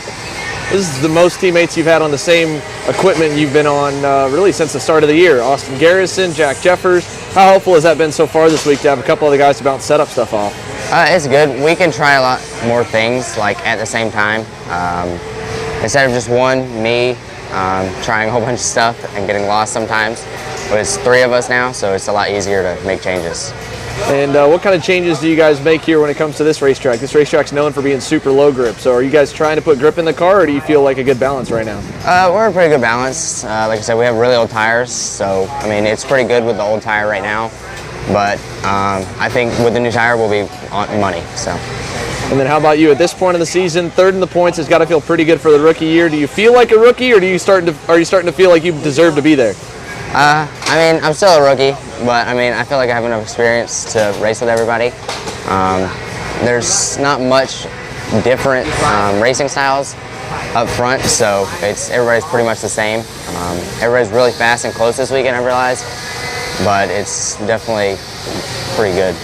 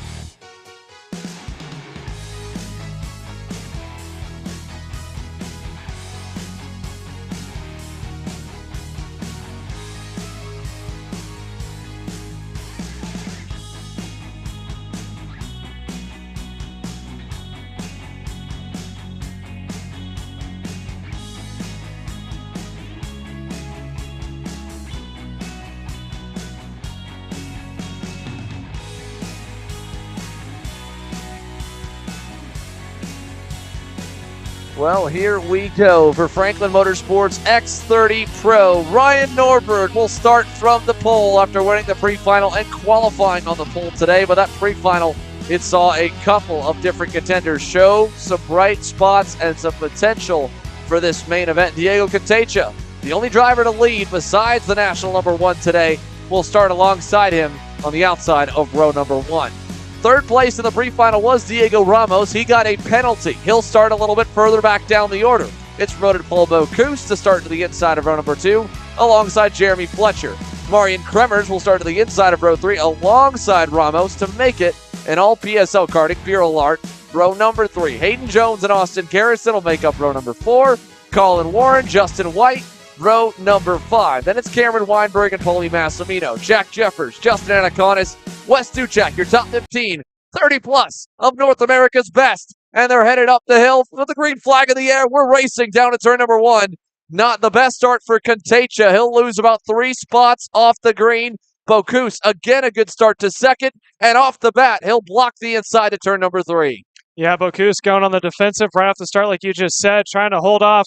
If I'm not mistaken, that's Marian, or not Marian. Yeah, that is Marian Kremers up into the 3rd spot. So already a whole lot of talent up in the field with the highest rookie right now being Paul Bocuse.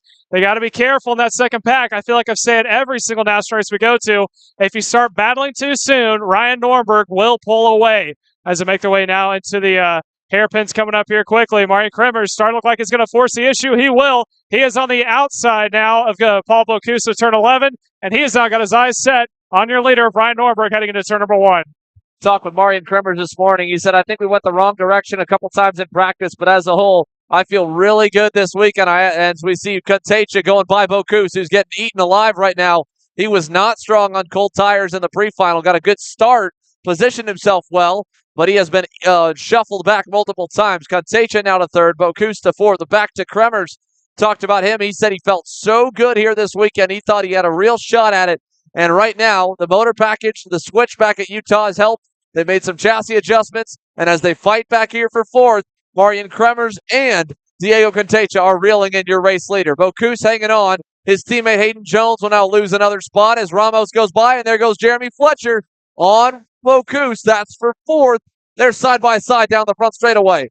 Fletcher tucks back in, gets behind, goes down the inside, turn number 1, and he will reclaim that position once again. Had it for about 200 feet. So Jeremy Fletcher into 4th. Here comes Ramos for 5th. He'll get by. Yeah, so Fletcher did a good job there on that last lap of just waiting back and forth. I saw some hand signals there from some of the drivers in the mid-pack. But I was saying about Fletcher, lost a couple positions on the start. He was patient on that last lap, able to get back by, and now he is starting to open it back up from himself and also right behind him of Diego Ramos, who is running not too far behind us now. Here's a pass on the inside. Here comes, I believe that is Austin Garrison, able to get back around in that CRG. So he is going to push Bocuse back one more. Hayden Jones also follows. So not the best start for Paul Bocuse as he finds himself getting shuffled down through the field. No, Paul Bocuse way down the order there as Austin Garrison gets some help from Hayden Jones. He fell back a couple spots from his 8th place starting position, but he's starting to make up some ground. Now Jones going to go to the inside of Garrison, turn 3. Garrison tucks back in behind him. Up front, we missed it. Diego Cantecha has gone through to 2nd. He's gotten by Marian Kremers and is starting to hunt down race leader Ryan Norberg. He was a 10th of a second better last time by. So Diego Cantecha on the move in the Orsalona Racing Kart Republic. It's a little bit of deja vu of what we saw in the pre-final. He has really good short run pace. Norberg was a little bit better on the long run.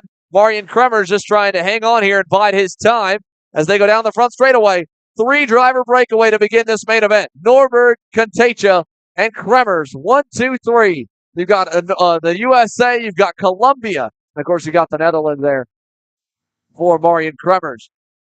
Yeah, so 3 different nationalities along with 3 different teams up into the top 3 positions as they make their way down into the sweeper of turn at number 4. And let's see if Cantecha can't possibly try to not only hold off Marian Kremers, but take it to the leader of Ryan Norberg. As you were saying before, Cantecha good on the short-term runs here, but Ryan Norberg just a master of waiting for his car to come in late and then be able to walk away with it. So if he's going to have to make his move, it's going to have to be quick to keep Norberg from behind. And Marian Kremers, I think, is just going to sit and wait in the tow, save his tires until about halfway through, or when he needs to, start to turn it back up. They were dead even that time by. Diego Contecha within 200s of Norberg. Hayden Jones actually set the fastest lap of the session so far. He's trapped in some traffic right here behind Diego Ramos and Jeremy Fletcher, who gets a little bit sideways and is going to lose the fifth spot now as Jones goes by. Garrison nearly getting into him there as Fletcher got down on the low side.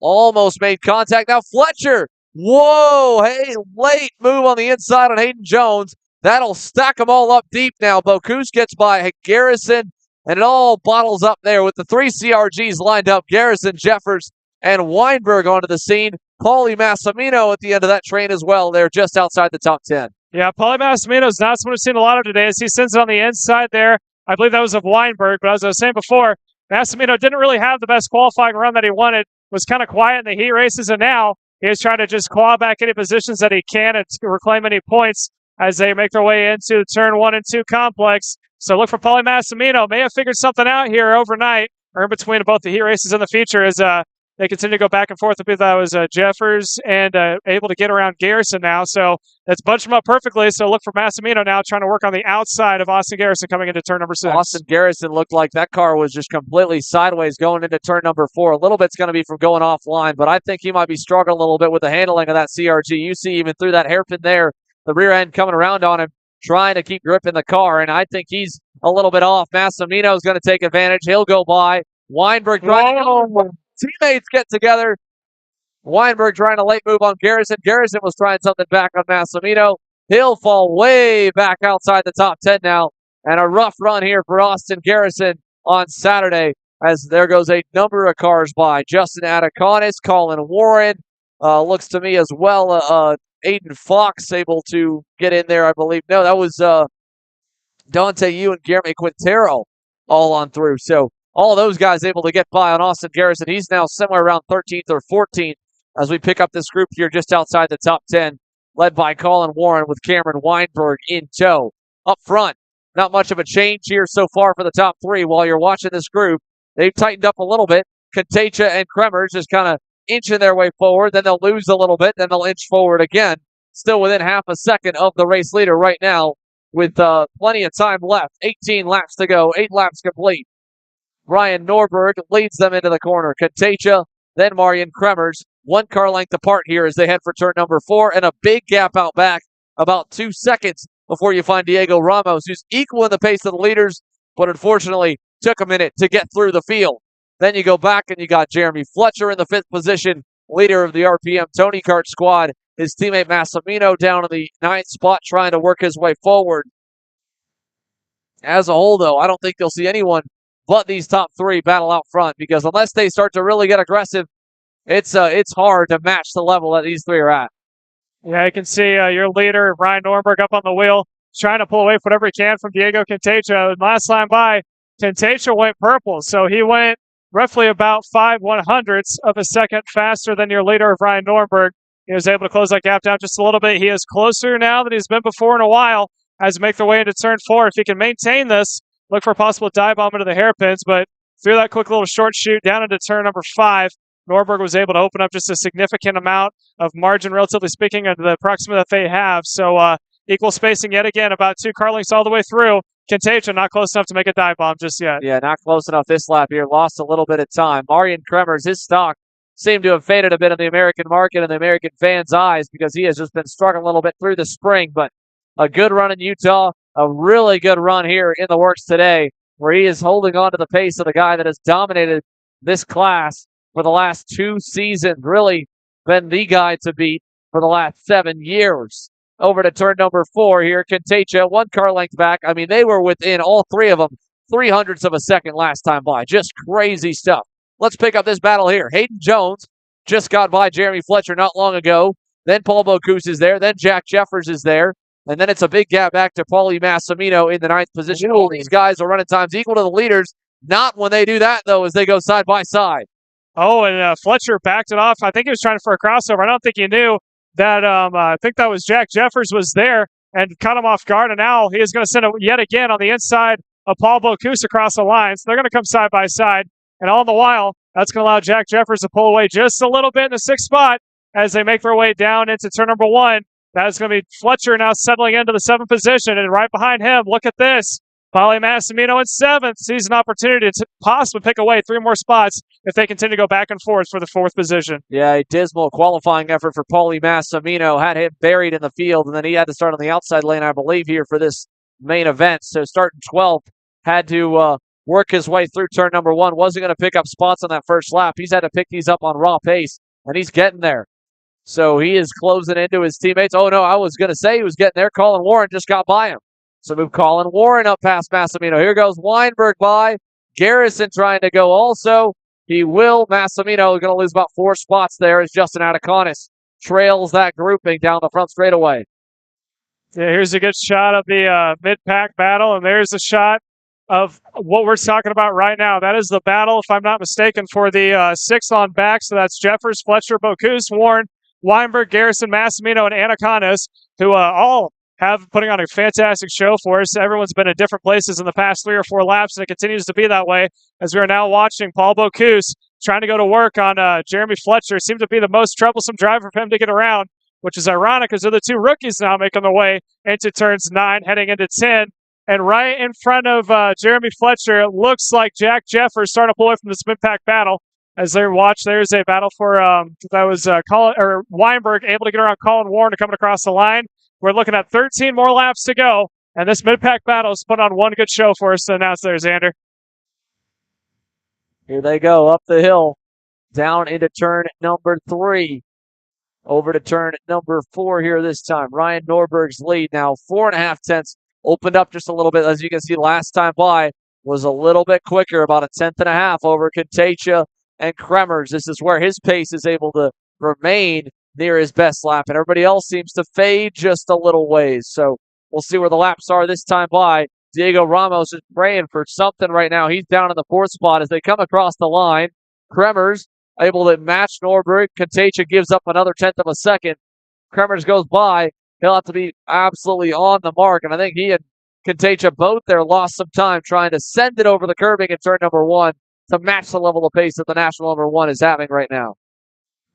Yeah, they both tried to take as much curb as they could and cut the track for all it was worth, and ended up coming out on the wrong side of the stick. Is now, like you said, Ryan Norberg saying about 1/2 second right now. Wouldn't be surprised if it was sitting at 6 or 7 tenths of a second lead over the rest of the field as he's got a handful of laps to go. He's going to be working 11 laps this time by. We are well past halfway as we're approaching 10 to go, and roughly about 2 laps as make their way across the line. There's Ryan Norberg up on the wheel. Let's see the time difference. Oh, saved a little bit. It's about 1/2 second between himself and Contagia running in P2.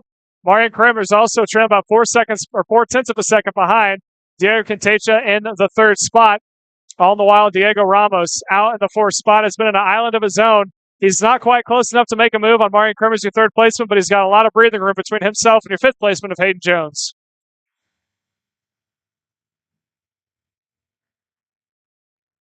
And with 11 laps to go, coming to 10 to go this time by. Kremers, that bobble there, I think really hurt him.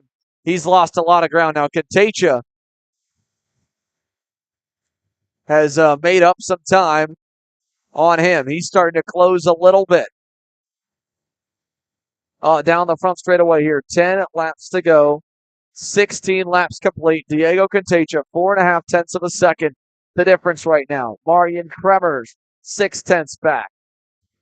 So they are more spread apart than they've been all race. Contagia, he was a little bit quicker than Norberg the last lap around, so maybe a second wind, like what we saw at the end of the pre-final, could get there for Contagia. Maybe he was able to take it a little bit easy, just kind of waited till he got to the danger zone of how close he was out, potentially falling out of the drafting window, and turns it back up again, because he picked up 3 tenths right there, Caleb. He was down at the 47 flats, now at a 46.7, and he is even closer now. Look at that, a car length away with 9 laps to go. Yeah, I'm wondering if he was sitting back and trying to save his tires to turn up here in the final handful of laps as we watch Garrison on the inside, able to get around Bocuse, and they continue to go back and forth. That was for the 8th and 9th position, so that's now Garrison back up to where he started at 8th. Bocuse now going to have to trail him going into turn 1, and right in front of Austin Garrison is one of his teammates of Carson Weinberg. Followed in front of him is Jack Jeffers. So it's a CRG lockout in the 5th, 6th, and 7th positions. Let's see if they're able to keep that train going. But Paul Bocuse and also Jeremy Fletcher not making the life of the veteran of Austin Garrison that easy as he's keeping him under pressure. And also right behind, that is Jeremy Fletcher's Paulie Massimino, who Massimino is now currently up one more position from where he started. He would love to do nothing more than take a couple spots away as we continue to watch that mid-pack battle.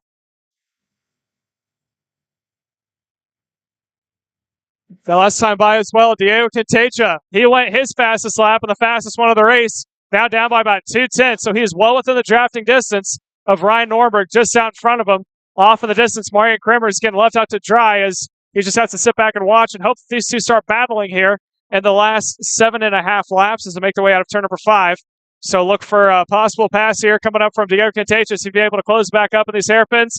I don't think it's going to be this lap, but if he can continue this trend, it definitely might be the next or the ones following. Let's see here. He lost a little bit of ground there to Norberg that time by out of the final turn. Good run down the front straightaway. This will put him inside the good position to get a good run on him. He lost 1/10 of a second that lap, so back up to 3/10 the margin.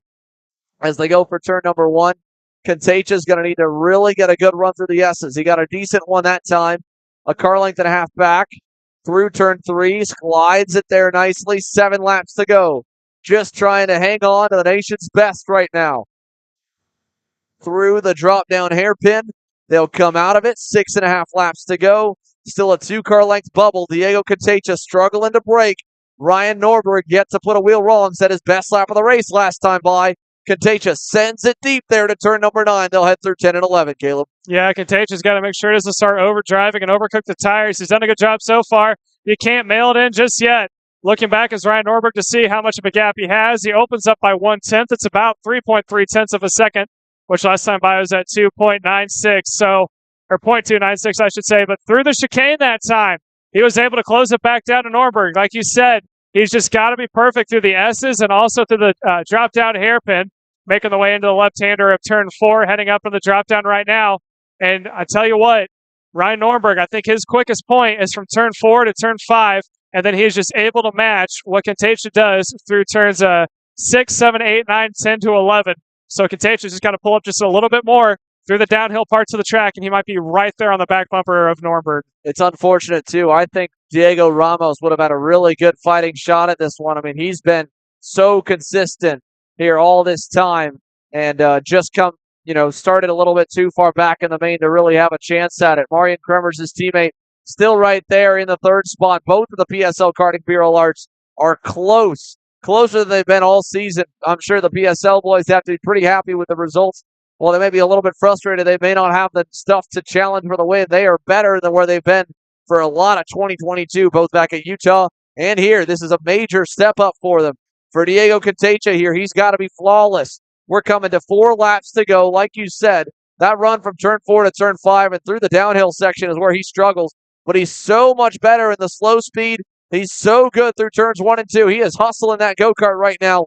4 laps to go. They are nearly equal for pace every single lap. Norberg pulling out a couple hundredths here and there to open that margin slowly, but Quintecha eats him up here through turns 1 and 2.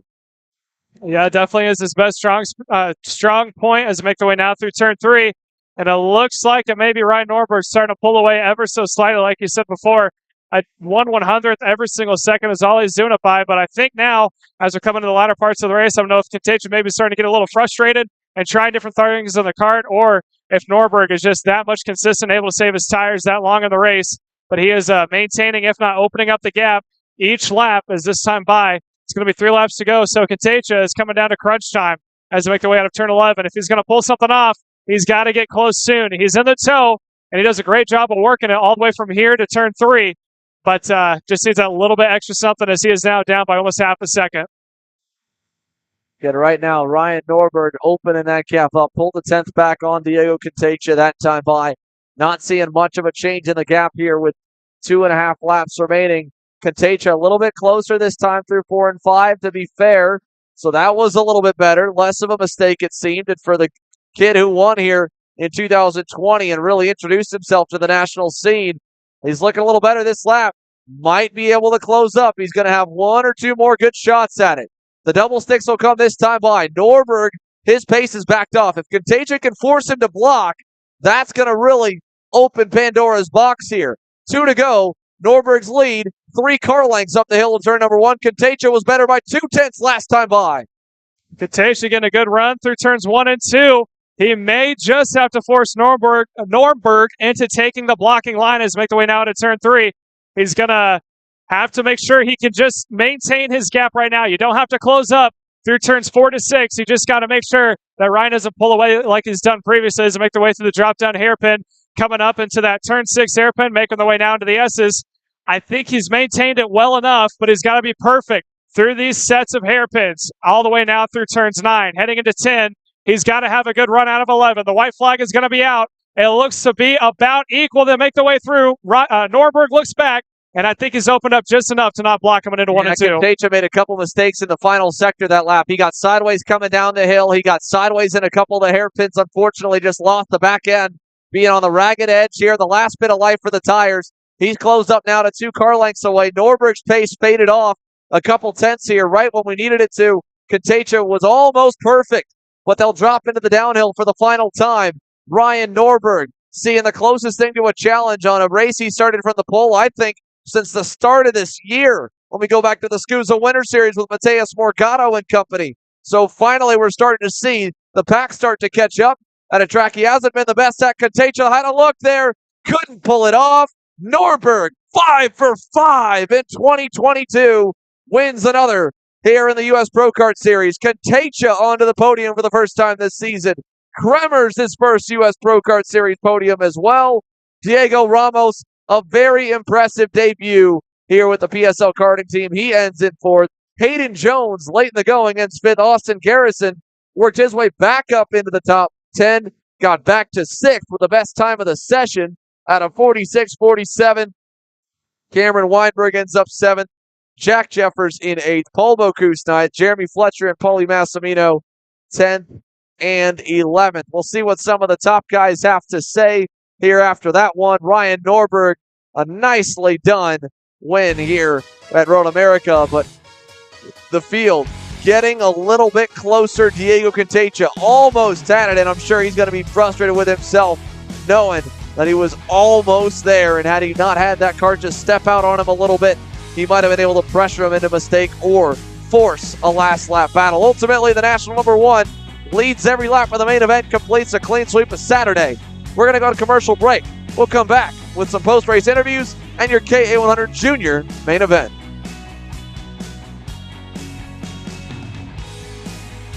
I'm Billy Vincent, owner of MPG Motorsports. What we do at MPG is we try to keep it a nice, fun family atmosphere, try to combine sort of the bigger things and of the bigger teams and the professionalism down with sort of some of the fun, sort of family-oriented atmosphere. We try to not only develop drivers, but also the parents and the families for just in knowledge in general in motorsports. It all starts in karting. What we try to do is try to help the drivers, the moms, the dads understand the sport of motorsports in general, not just karting, but what it takes to get all the way up through. Whether you end up wanting to be a driver or a mechanic or an engineer, you know, we can help you with that, and that's what we're here for. If you're interested in joining us at MPG, our home base is at Whiteland Raceway Park in Indianapolis, and you can contact us at info@willpowerkart.com. And one of our great people will reach out to you, and we'll try to put the best program together.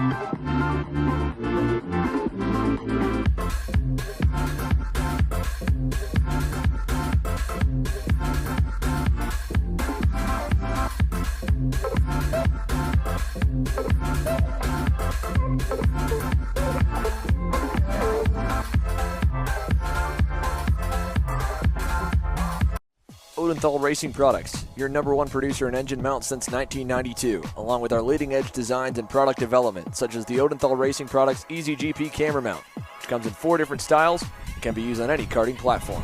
To see our products online, go to odenthalracing.com.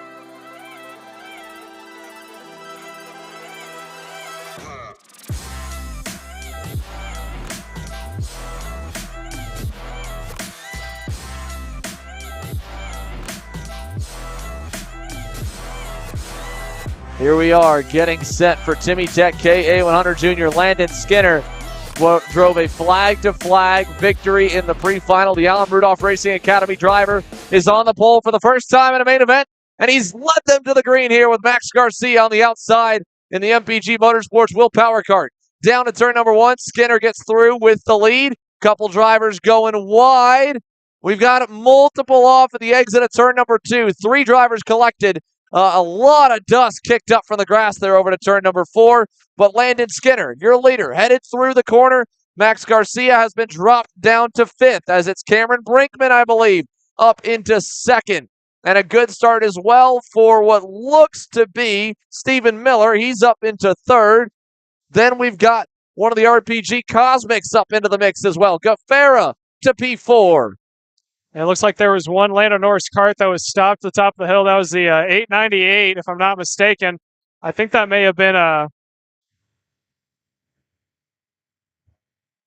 was Oliver Weldon. My bad. Oliver Weldon was the one who was stopped. But we continue to watch your leader out in front of Landon Skinner as they're going to go side by side from behind. But they battle out for second. We saw before of Landon Skinner start to pull away from the rest of the field. Well, as they work their way out of turn number 4, we'll see if we can't send it down to the scale line. It looks like our Jenna Tommy has caught up with a race winner. 5 consecutive U.S. Pro Kart Series win for Ryan Norberg. Let's send it down here to Jenna.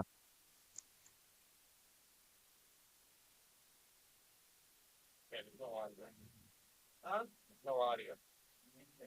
I can see the audio. Do I see it cranking? No, it's not. It's not hearing it.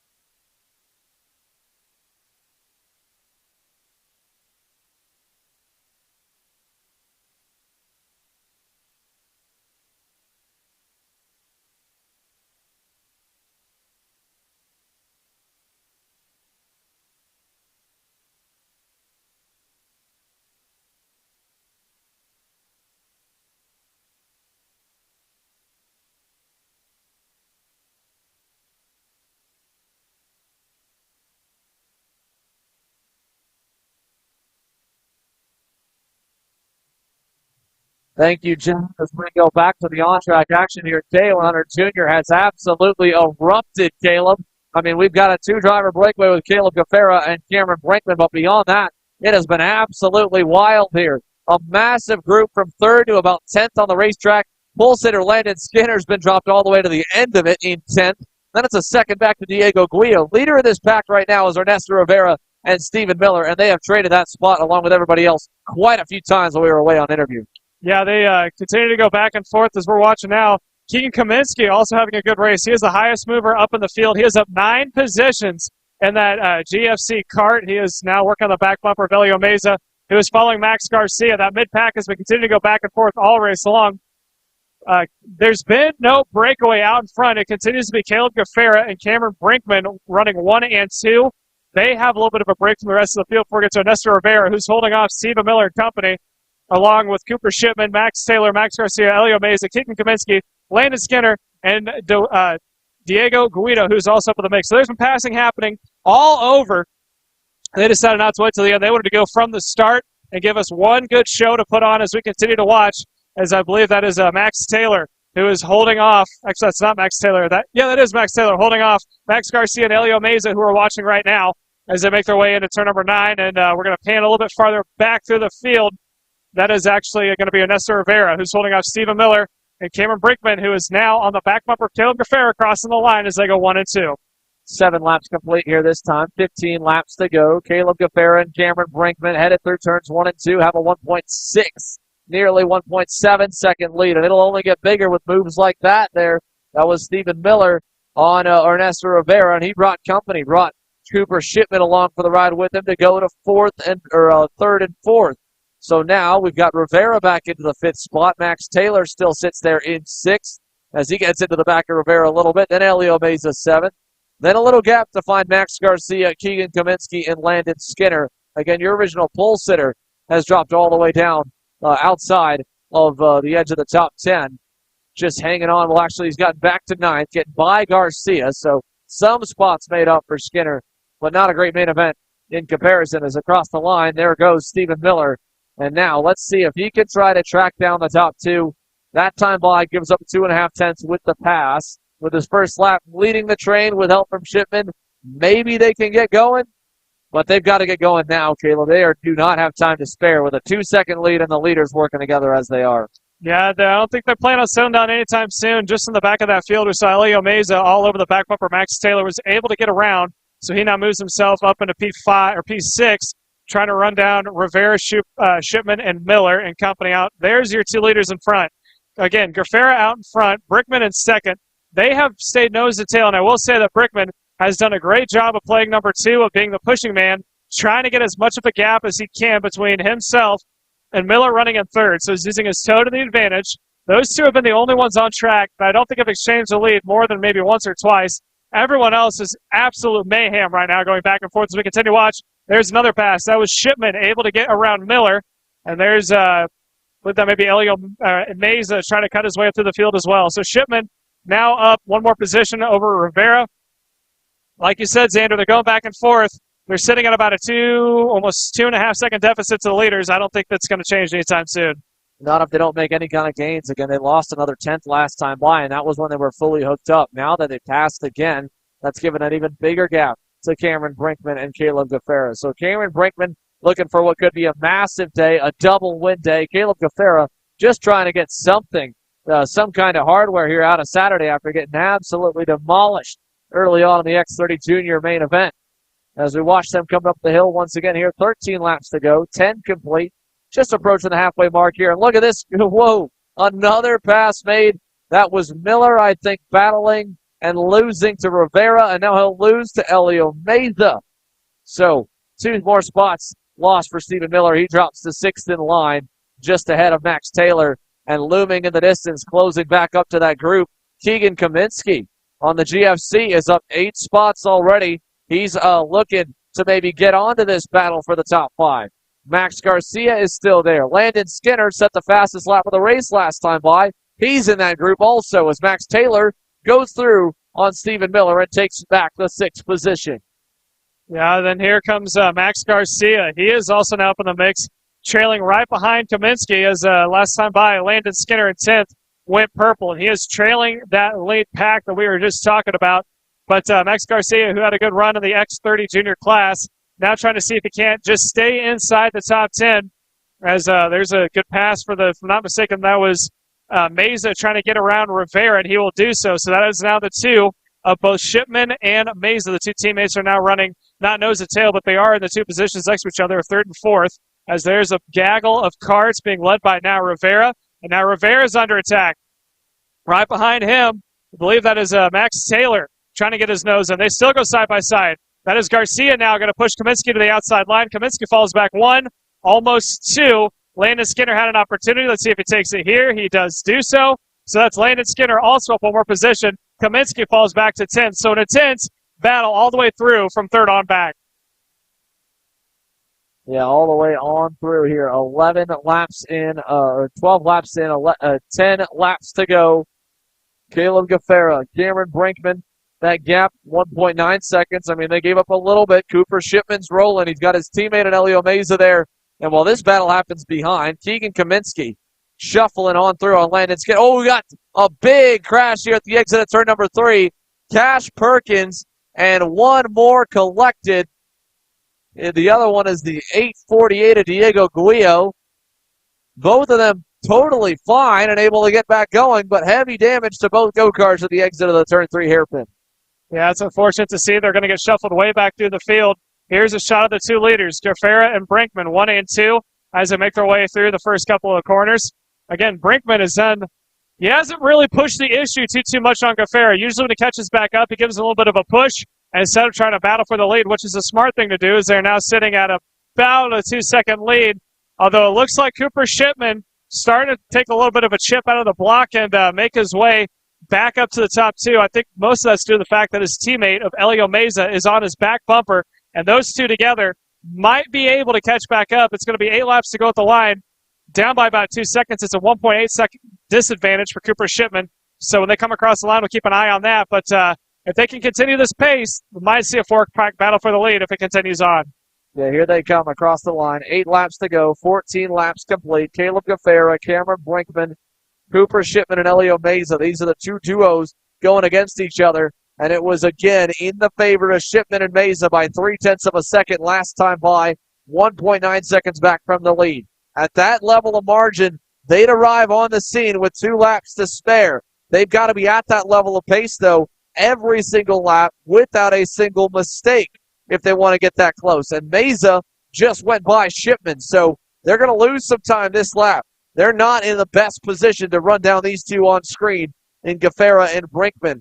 Maybe they'll be better with Meza out front, but either way, they cannot afford to pass again. They have to be perfect. They have to be on it. They don't have to worry, I don't think, about the group behind them because they're still battling. Back for 5th. Max Garcia coming into view there, just went by, got through on Max Taylor. But this group right here, Meza and Shipman, 2 seconds back from the lead. They were still a little bit quicker, but Meza started behind Shipman because he was passing him that lap. So you look at the net loss still. Yeah, it's a very fine game you have to play here, and then you have to wonder, these two are teammates, both Meza in 3rd and Shipman in 4th. How long until Shipman and Meza decide, you know what, there's no chance of us catching them, so who's going to get on podium? I think that's the question they're trying to pan out in their head right now. Again, they can only take an estimate about how many laps you actually have completed. I mean, you can do a time count on your micron that's located on the steering wheel, but sometimes if there's ever any call-off laps, that's some math you probably don't want to do in your head as we continue to watch. There's Max Garcia in the 5th position, able to get around both Taylor, Rivera, and then Keegan Kaminsky, who's recovered to make up 2 more spots. And with him comes Parker DeLong, who is up in the 9th spot. There's a pass on the inside, or attempted one, I should say. I think that may have been Kaminsky trying to get a nose on the inside of Ernesto Rivera. Not enough to get it done. Those save nose to tail that 4. Keegan Kaminsky's been impressive today here again, just like this kid on screen, Cameron Brinkman. What a weekend it's turning out to be here for Cameron in the 823. He's gone through to the lead. Obviously might be good for him. Great news for Elio Meza and Cooper Shipman as they're trying to close up. We're coming to see 5 to go this time by. I think the gap is going to be down to a 1.5 seconds from the leader back to 3rd. You can see them coming into view. Brinkman takes a look back. Knows Gaffera's there. Might be trying to pull away. My mistake. It's 1.2. It's even closer. They picked up 0.3 that lap, so they will be right there here shortly. Elio Meza, Cooper Shipman, the Iron Rock Motorsports Tony Kart team with Charlie Swain have had a great winter tour, a solid spring, and are now looking to get their summer rocking and rolling as if it hadn't been already, with two drivers battling for the win here in KA Junior. Caleb Gaffera again, he's been dominant all year. He's had such a great run through the points, just a few blemishes, most of them out of his own doing, including today getting taken out in the X30 Junior main event. And as they come across the line, here we go. 4 to go. Brinkman, Gaffera, and here come Meza and Shipman. It's about to be 4 drivers partying it up for the lead here, Caleb. Yeah, last time by, they were 1 second down. Now it's about 8/10 between Meza and Gaffera.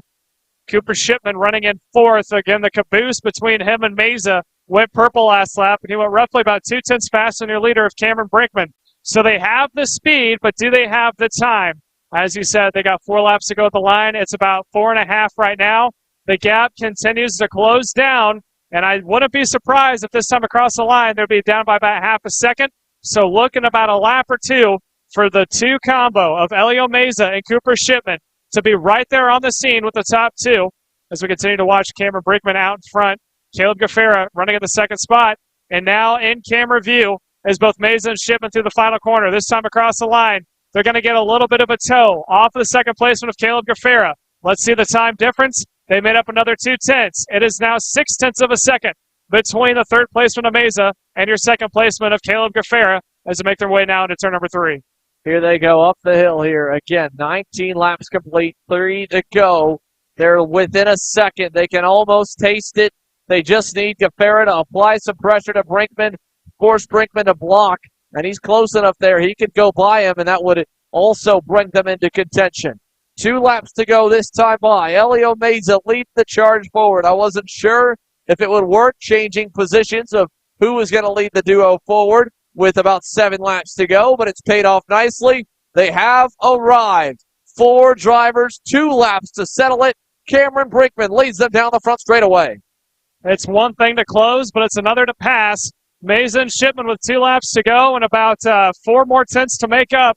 May not have enough as there's a pass for the lead as they still go side by side. Now they have officially arrived on scene. So that's now Gaffera on point. He defends the inside line. Brinkman defends. Meza goes on the inside, and here comes Cooper Shipman around the outside line for the 3rd spot, trying to get around his teammate. He will do so in the entry of 4, and now he is on the back bumper of Cameron Brinkman as they make the way to turn number 5. That was a slick move by Cooper Shipman. Now, how aggressive does he get with Brinkman, or do they try to work together to make sure that they keep Caleb Gaffera in their sights? You've seen plenty of drivers today throw away the battle for the win, getting in too hot, battling for 2nd.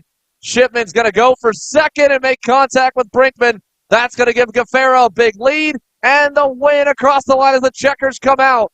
Gaffera, your winner in KA Junior here at the end. Cameron Brinkman ends up 2nd, hanging on over Cooper Shipman. They open the door. Elio Meza ends up down in the 4th position. Max Garcia 5th. Ernesto Rivera 6th. Max Taylor 7th. Keegan Kaminsky, Parker DeLong, and Henry Wheeler the top 10. Landon Skinner, your pole sitter, drops all the way down to 11th. And you see more battles coming into the final corner. Whoa, a couple getting run a bit wide there across the line. But Gaffera, a last lap move to take the checkered flag. He'll win in Timmy Tech KA Junior, and it doesn't make up for losing the way he did in X30 Junior, Caleb, but it does make the end of the day a little bit sweeter.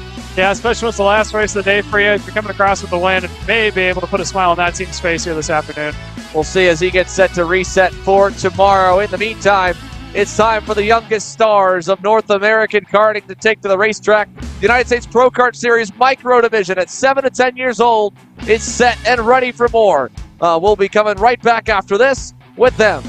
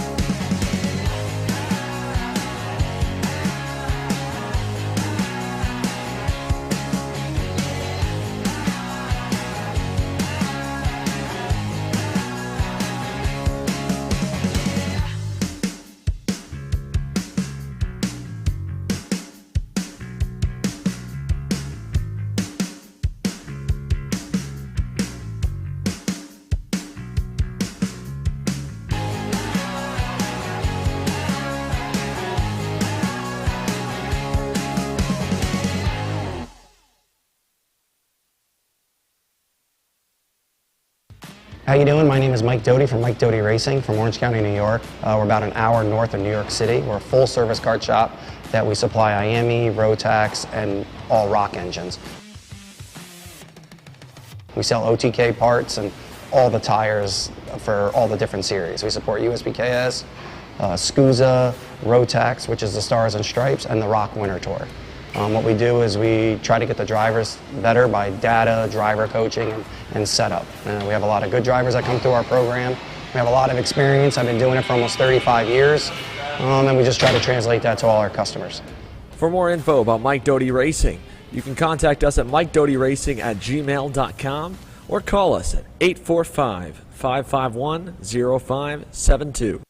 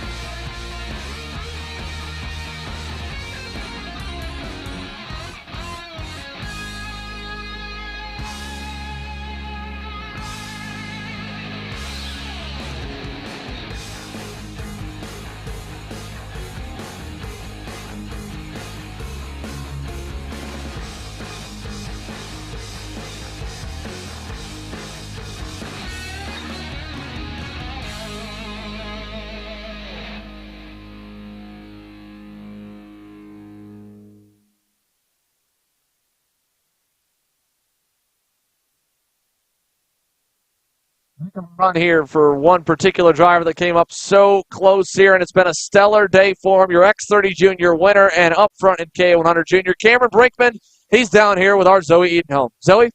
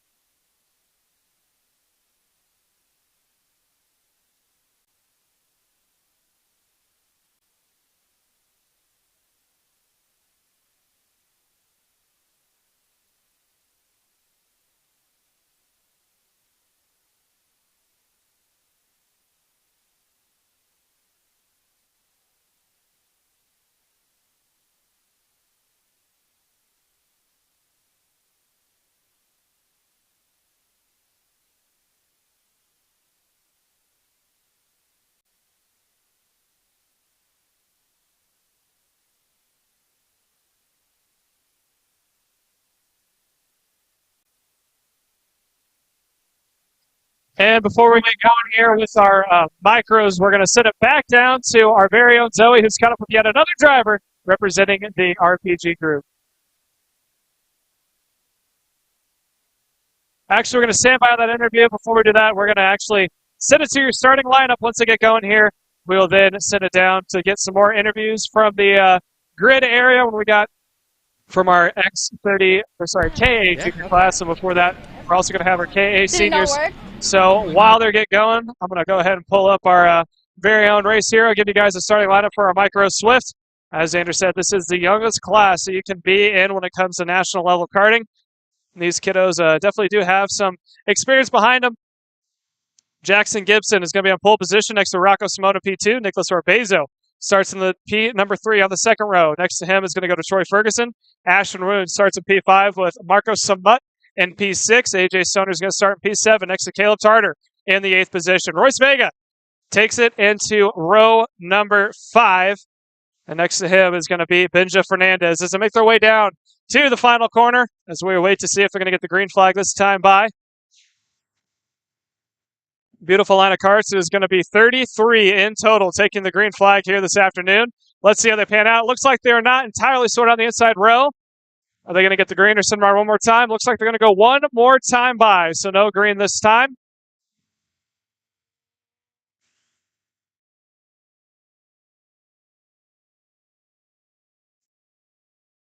So as they send them through the cut through, we're going to wait until we get the green, hopefully this time by. They're taking it through the cut through now, making their way down into the, not going to go through the second part of the bypass. They're going to take it down to turn number 6. We'll send them around. We'll get the green this time by. So again, that is Jackson Gibson and Rocco Simone, your top 2 who are now making their way into the back parts of the track to get the green this time by.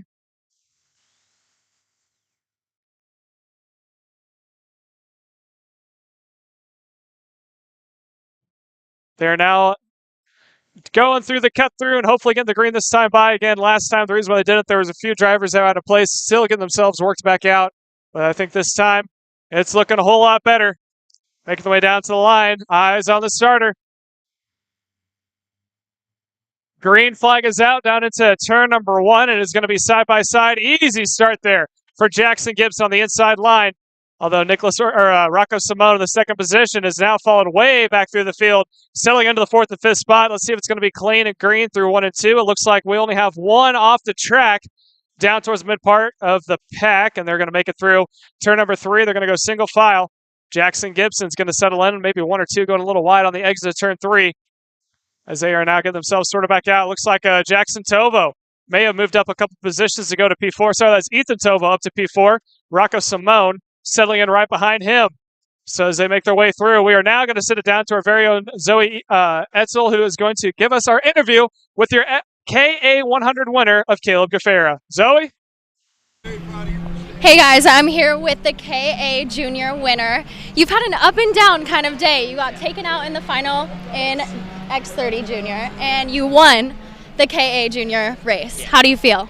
I feel pretty good. I wish just X30 would have went a bit better, but you know, we got the win in K, so I'm happy with that. That's so great. You were battling with Cameron. How did you pull off the final win?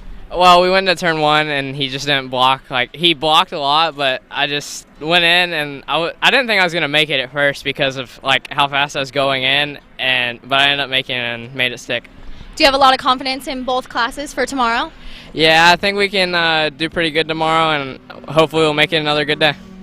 That's great to hear. Good luck. Thank you. Thank you, Zoe, and congratulations to Caleb Gaffera, your winner for the KA100 Junior class. As we watch the top 2 now, and your Micro Swift to Jackson Gibson and Ashton Woon making their way out of turn 11.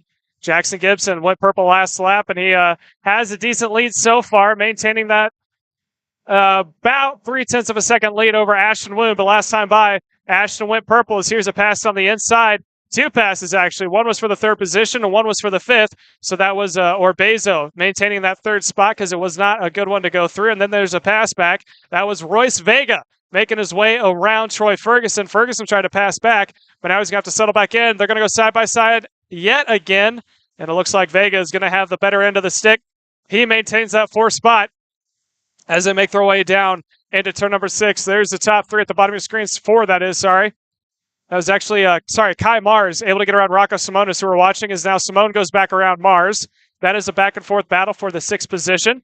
Snaking the way out of the final couple of corners to burn yet one more lap. It's going to be 17 to go at the line. So the top 2 starting to pull away of Jackson Gibson and Ashton Woon on his back bumper, giving him a little bit of a push up the line.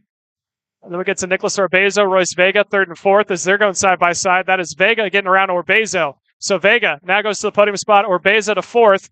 And then farther back in the field, there's a 3-pack you can see between Rocco Simone, Troy Ferguson, and Caleb Tarter. So packing up all over through. Currently, it's a 1-2 breakaway of both Gibson and Woon. And then the rest of the field on back being led by Royce Vega. He is in the 3rd spot, leading what seems to be about 7 or 8 carts, all in contingency for the 3rd position. And right behind Vega is Nicholas Orbezo in 4th. Here's a pass on the inside. That is Rocco Simone now getting around Nicholas Orbezo. So he moves himself up one more spot. Orbezo falls back. And now Orbezo is going to have to hold off Troy Ferguson running in the 6th position. Across the line, Ashton Woon still hot on the tail of Jackson Gibson. Royce Vega now leading that pack coming up into turn number 1. Right next to him, or behind him, I should say, is Rocco Simone. Simone close on his back bumper, and then trailing just a little bit farther off is Nicholas Orbezo now. Down on the inside, Orbezo falls back one more position, possibly.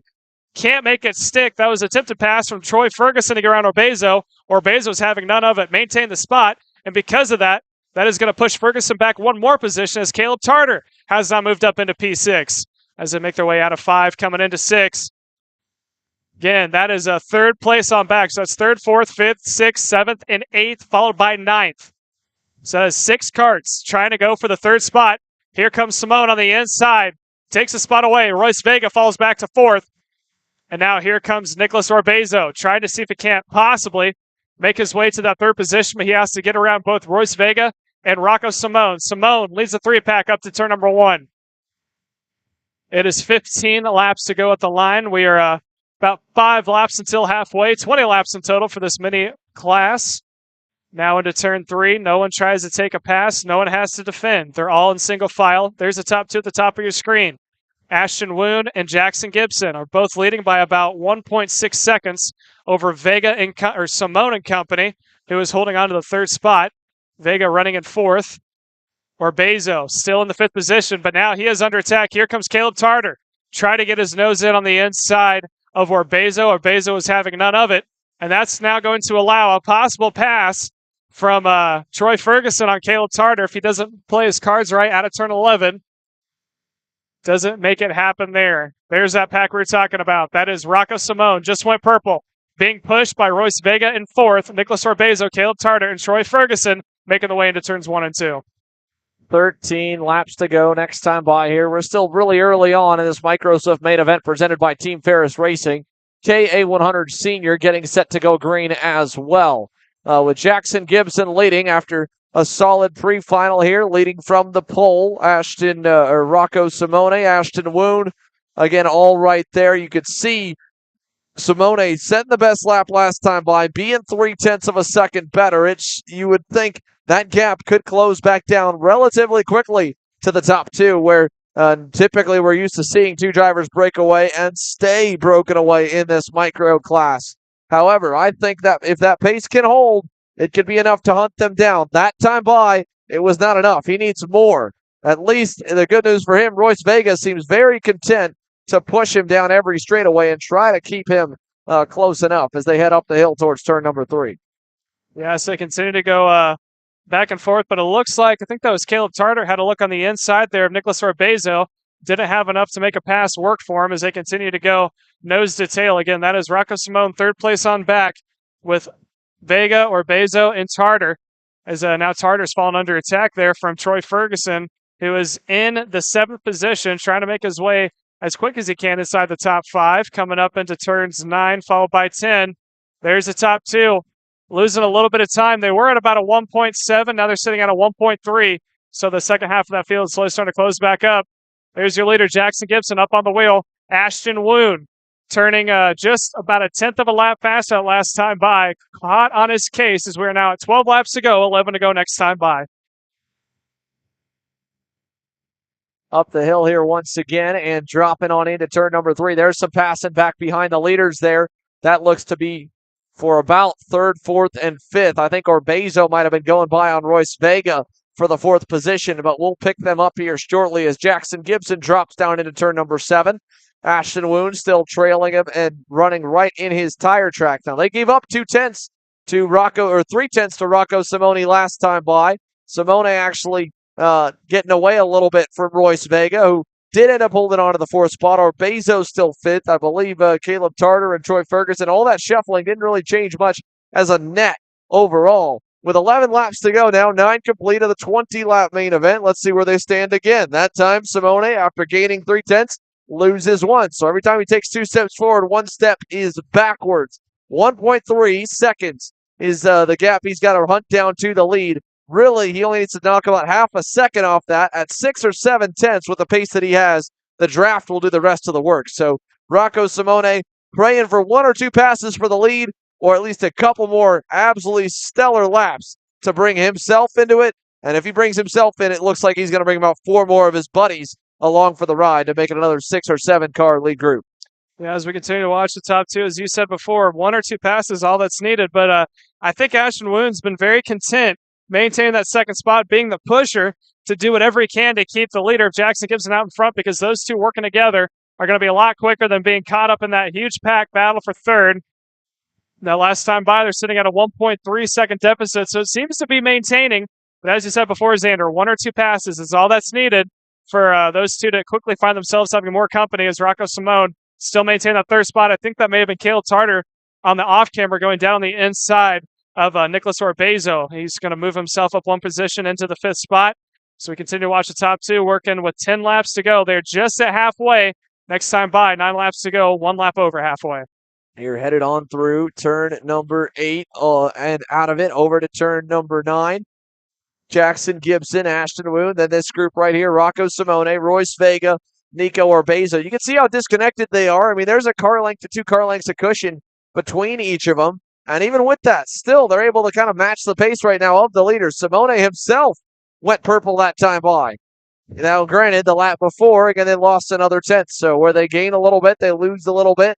It stays at 1.4 seconds so long as Ashton Wound keeps pushing on Jackson Gibson as they head through turn number 3. If he continues at that level, it'll be really, really tough to catch him. They were only 1/100th slower than Rocco Simone last time by the stripe, and they were faster than everybody else in that 2nd pack, led by the Canadian Paralympic USA driver. Yeah, as we continue to watch now, here's the battle for 3rd, as we were talking about before. Simone running in P3, Royce Vega in 4. Those 2, I mean, there have been a couple times they've exchanged back and forth. Obviously, Rocco's fallen back. He's moved himself back forward. But the past couple laps, they've stayed relatively content running nose to tail like we said before. All they need is a little bit of action in front, as it's still about a 1.3. Last time it was a 1.315, and now it's at a 1.316. So they lost about 1/1000th time, that is, to the leaders. Not a huge margin, but if they can somehow link up and work together, and there's a little bit of a passing or incident happen out in front, you can see them quickly up into the top 4. But right now they got hold off that huge pack from behind, which is Nicholas Orbezo in 5th, Ferguson in 6th, Tartar in 7th, and Marco Samet in the 8th position. So those 2 getting a little bit of separation from the pack that they were in. So a 5-pack battle has quickly gone down to a 2-pack out in front, a 3-pack running right behind them. Here they come on through the hairpin section. Nico Orbezo, half a cart length up. That's going to stack them tight enough to allow a pass. Troy Ferguson under fire from Caleb Tartar. Tartar gets by.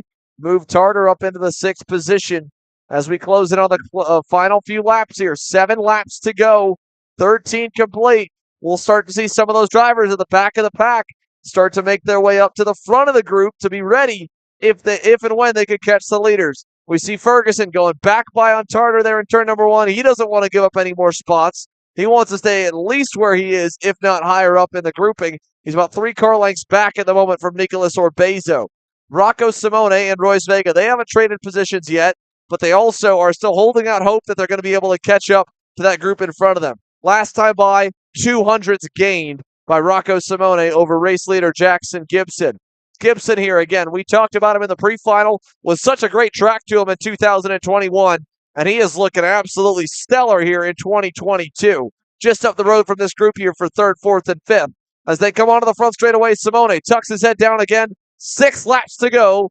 Can Rocco Simone, Royce Vega, Nico Orbezo catch the leading duo? They are 1.4 back. They picked up 1/10 of a second that time by. They still need something more to happen between these two than for them just to stay glued together like they are right now with 6 laps to go. I saw just off camera, Royce Vega was able to get around Rocco Simone, so that's also not going to help their cause at all. That is past. There it is. There is Vega up now into the third spot. Simone back into fourth. You can see they had about a 4-car gap between themselves and Nicholas Orbezo running in fifth. That has now gone to the wayside. It has now allowed the floodgates to open, and we could easily see a 5-car battle for the third spot yet again. This is all going to go to the favor. Both Ashton Woon in second and your leader, Jackson Gibson, this time by.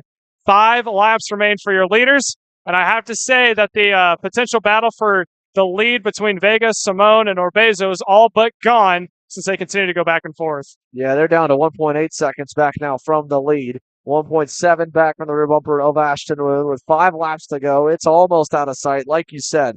Troy Ferguson, he's trying to dig on the inside of Orbezo, but gets in a little bit awkwardly as they come together. Ultimately can't complete the pass. Orbezo holds.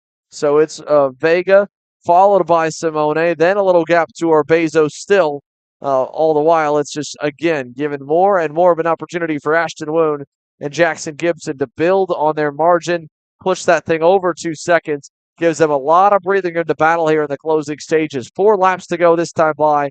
Royce Vega, Rocco Simone hooked up, but might be too little too late.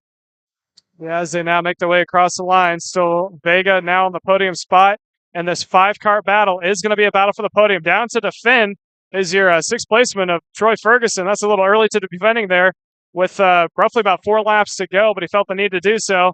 Is now trying to make a move on the inside of him. Here comes, that's not Caleb Tarter. That is, that's Troy Ferguson on Orbezo. So there's Orbezo that was defending. Ferguson now moves up 1 more spot. Here comes Tarter now. So Caleb Tarter moves up 1 more position. He is going to now follow Nicholas Orbezo as they make their way out of turn number 5, heading into the hairpin of turn 6. So it's Gibson and Woon, Vega, Simone, and then Orbezo and Tarter, followed by Ferguson, is your top 6 respectively. This time by is going to be 3 laps to go for your 2 leaders out in front. Here they come on through the hairpin section and out of it. Final corner across the line. 3 laps to go. Nico Orbezo tucks his head down behind the wheel in that Iron Rock Motorsports Tony Kart. He's 4 car lengths back from the 2 in front of him, and then they're a good ways back from this group out front as there goes Orbezo losing the 5th position to Caleb Tarter getting by. So Caleb Tarter into the top 5. Orbezo back to 6th. Just ahead of him still is Simone, who's actually lost some ground to Royce Vega. And Orbezo a little bit wide at 4.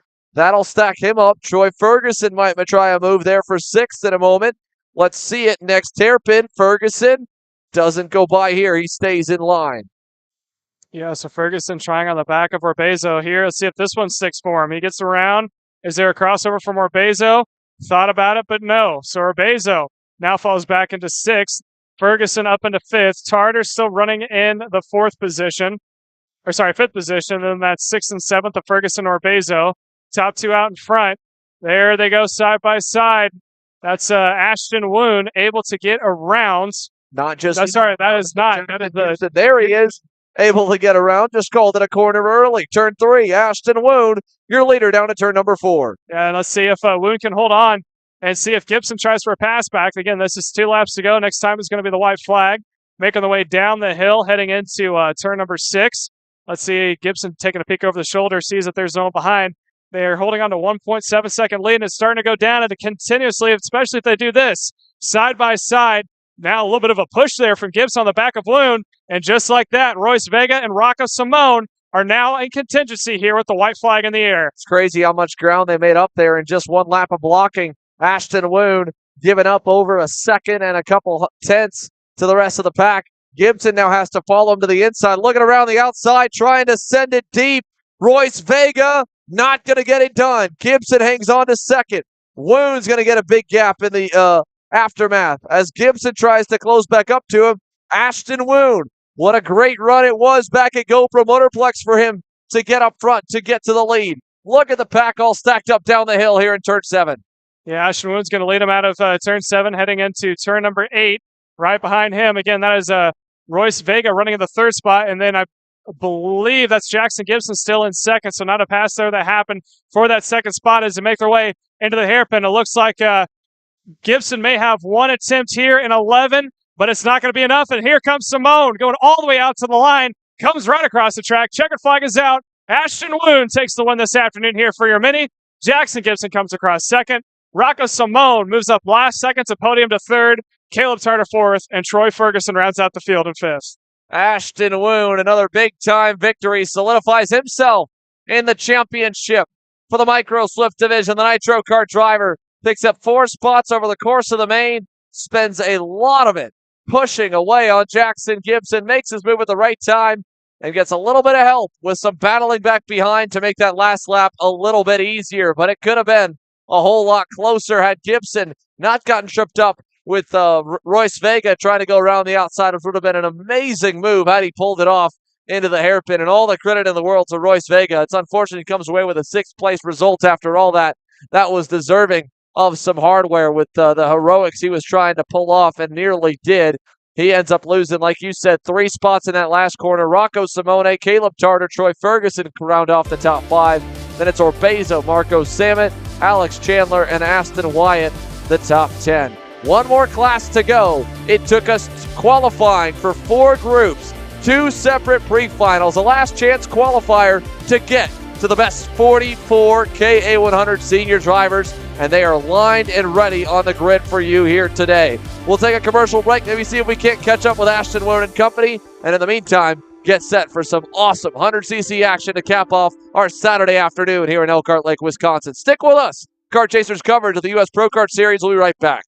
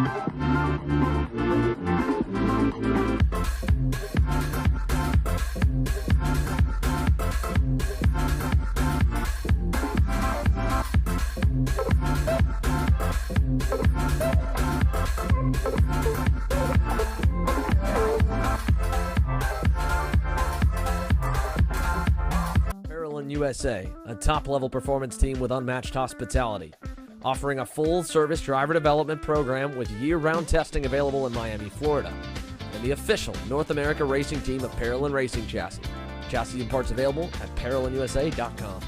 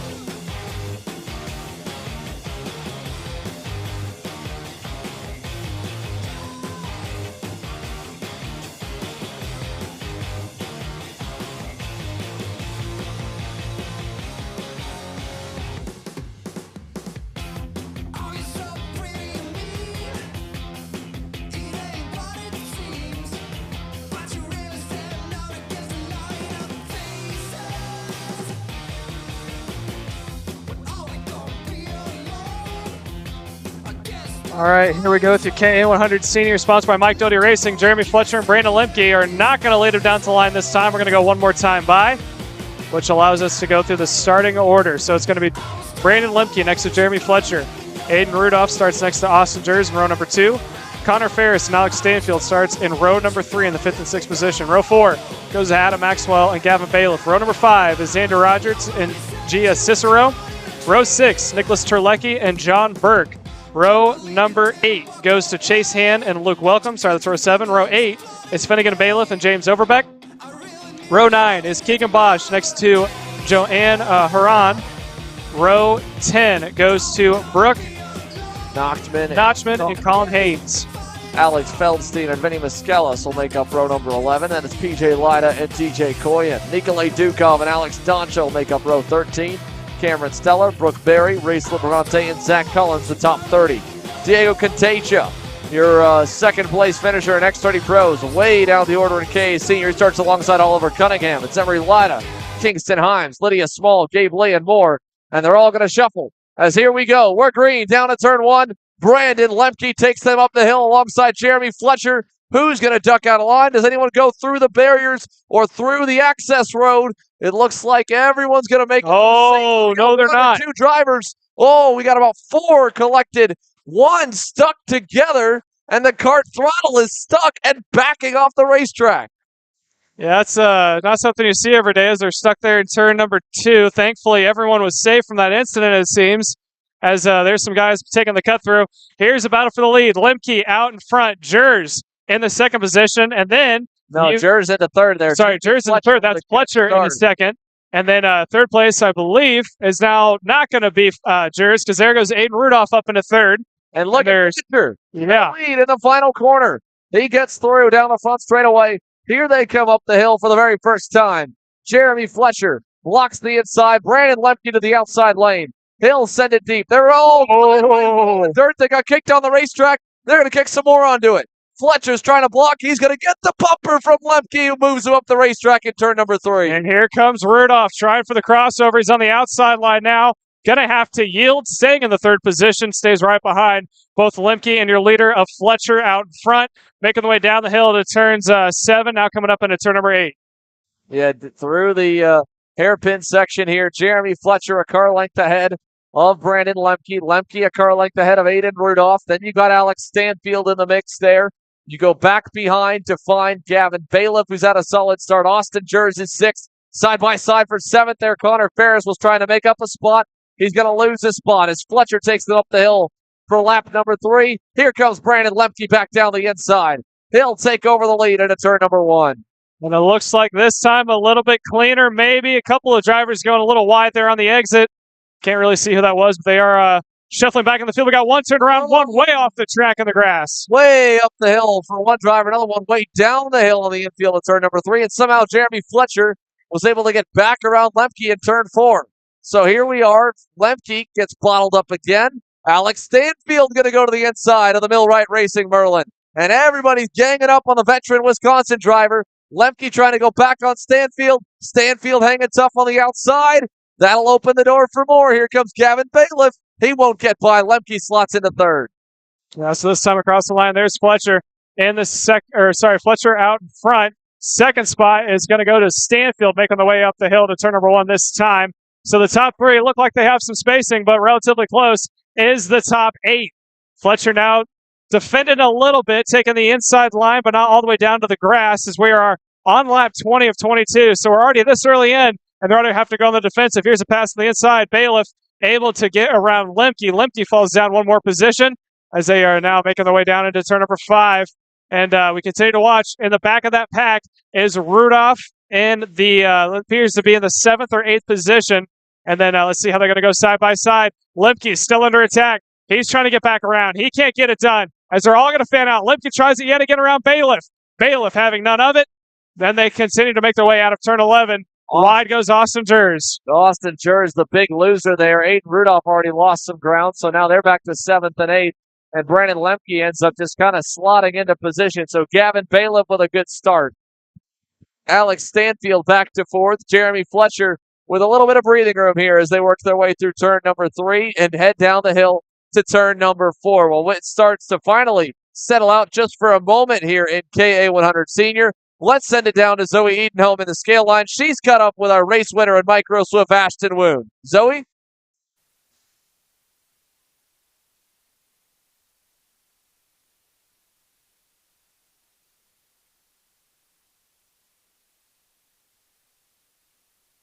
Felt good about it. It was pretty hard, but overall I won at the end. Yeah, you won at the end. You were holding them off. You saw the second, third, and fourth were coming. How did you manage to keep them behind you? I just had to pass quickly for them to not pass me back, so I would go farther back, but yeah, it felt good. You started fourth, made it up to second in the first lap. Do you feel pretty confident for tomorrow? Yeah, I do. Well, I wish you the best of luck, Ashton, and good luck tomorrow. Thank you. Thank you, Zoe, here as we are back. And up front, it hasn't changed a ton. Brandon Lemke did get back by Gavin Bailiff, and now they're going at it here for the 4th spot. Alex Stanfield has Chase Hand on him. He's got more as well. Nick Terlecki is there. Austin Jers, Aiden Rudolph, all in this grouping. And Rudolph had gone by Jers. You go back, there's Luke Welcome. Welcome's up 9 spots. Race Liberante is up 17. Picked up all the way to 10th with a great run forward here. And here we go again into turn 3. Chase Hand going to lose a spot. Terlecki gets through into 4th. Stanfield's going to lose a couple. He gets in line ahead of Aiden Rudolph going down the hill. Yeah, Rudolph leading Austin Jers, that is running right behind him, and that is for the 7th and 8th position as they're making the way down. Like you said, Terlecki almost looks like he got shot out of a cannon coming out of turn 3 because that was opening up a huge margin over Chase Hand in the 5th position, and he trying to claw back up to that top battle for the lead.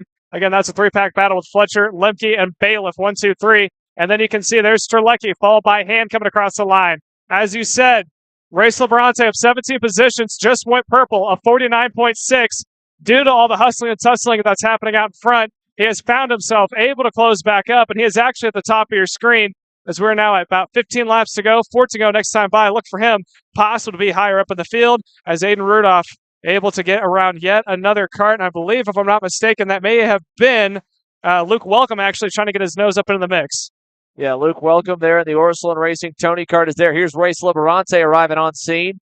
Bumper looking inside on Welcome, trying to get through on the senior rookie, and he's not able to get it done, but sends it around the outside to try and hang tough on him. Here he should clear him. He gets through there in the final, second to last corner. Turn number 10, out of turn number 11, and onto the front straightaway. Liberante, 18 spots gained for the Race Factory USA, Mr. Race Factory USA driver of Race Liberante. Back up front, Gavin Bailiff has watched this group slowly come together as there goes Brandon Lemke down the inside on Jeremy Fletcher. Took him a little while to kind of get that race back in his hands, and he is once again leading here in Road America. The Millwright Racing Merlin had to have a target on his back to start this main with the way everybody raced him. He was quick all the way through practice. Obviously qualified on the pole. Didn't meet up with Fletcher in the pre-final. Fletcher ended up in the B pre-final, but nonetheless, he definitely felt him here to start this main. Now we'll see if the RPM Tony Kart driver wants to fight him. He does. He'll quickly go down the inside. Shuffles Lemke back to P2 once again. Yeah, Lemke wasted no time going to his back bumper, giving him a little bit of push coming up the hill now into turn 1. And now the P number 3 of Gavin Bailiff, that is also up in the mix as Lemke got a pass back heading into 1 and 2. He is on point. Fletcher defending just a little bit from Bailiff there in 3rd. And all the while, your 4th placement of Chase Hand slows down to catch back up. Here's Bailiff now on the inside of Fletcher, able to get around, but that is going to allow your leader of Lemke to open up a significant margin, about 4 or 5 kart lengths so far, as they make their way down to the bottom hill hairpin. Here comes Fletcher trying it again. Chase Hand now has arrived on scene. Yeah, I think Fletcher to the inside. I think Fletcher had enough of that right there. He was frustrated, Gavin Bailiff, and Bailiff's going to get into Fletcher. Nearly turns him sideways.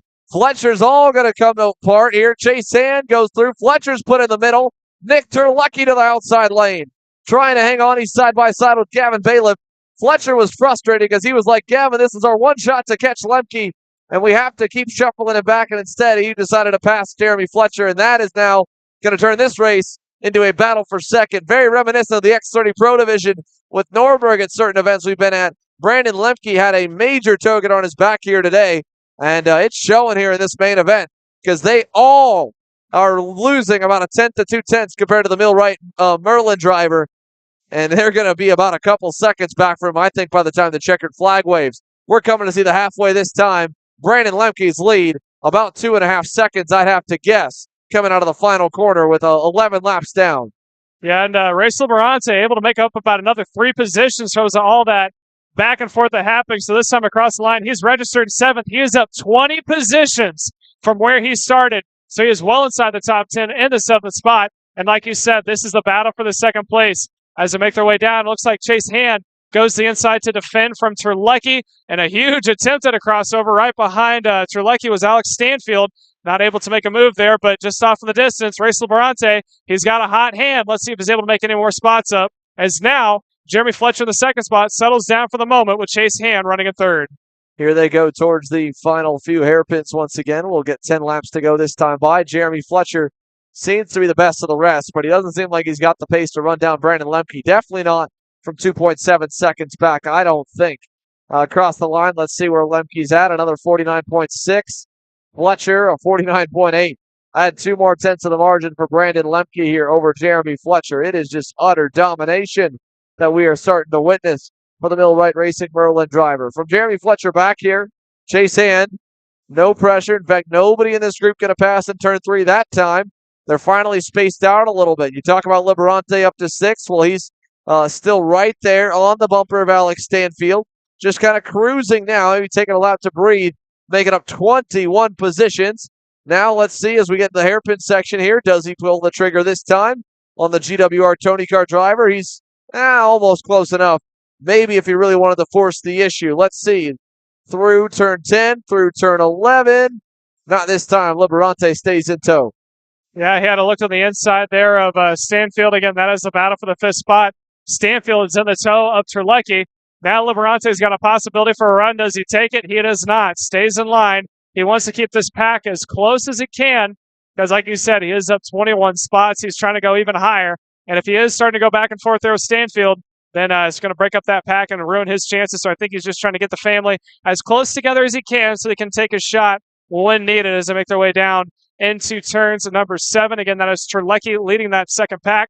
He is running in the 4th position. Your 2nd and 3rd are just ahead as now Alex Stanfield trying to get a nose in on Terlecki as they come up into turn number 10. Oh, they both make contact. Terlecki goes wide, and that is going to allow Liberante to follow. Here comes down the inside. That is Aiden Rudolph is going to run him wide. So Rudolph on one more spot, along with Race Liberante to bring him to P5. Now up 22, almost 23 as he goes door to door with Stanfield into turn 1. Does it stick? Yes, it does. Race Liberante up 23 positions to be running in the 4th spot. Yeah, move Liberante. Oh, Austin Jers gets turned by Nick Terlecki in turn number 3. Jers just went by him there. That we thought that might have been Aiden Rudolph. Rudolph's down in the 13th spot. That was Austin Jers getting his way up to 6th, and he just got absolutely pile-drived in the right rear corner and turned around up at the top of the hill.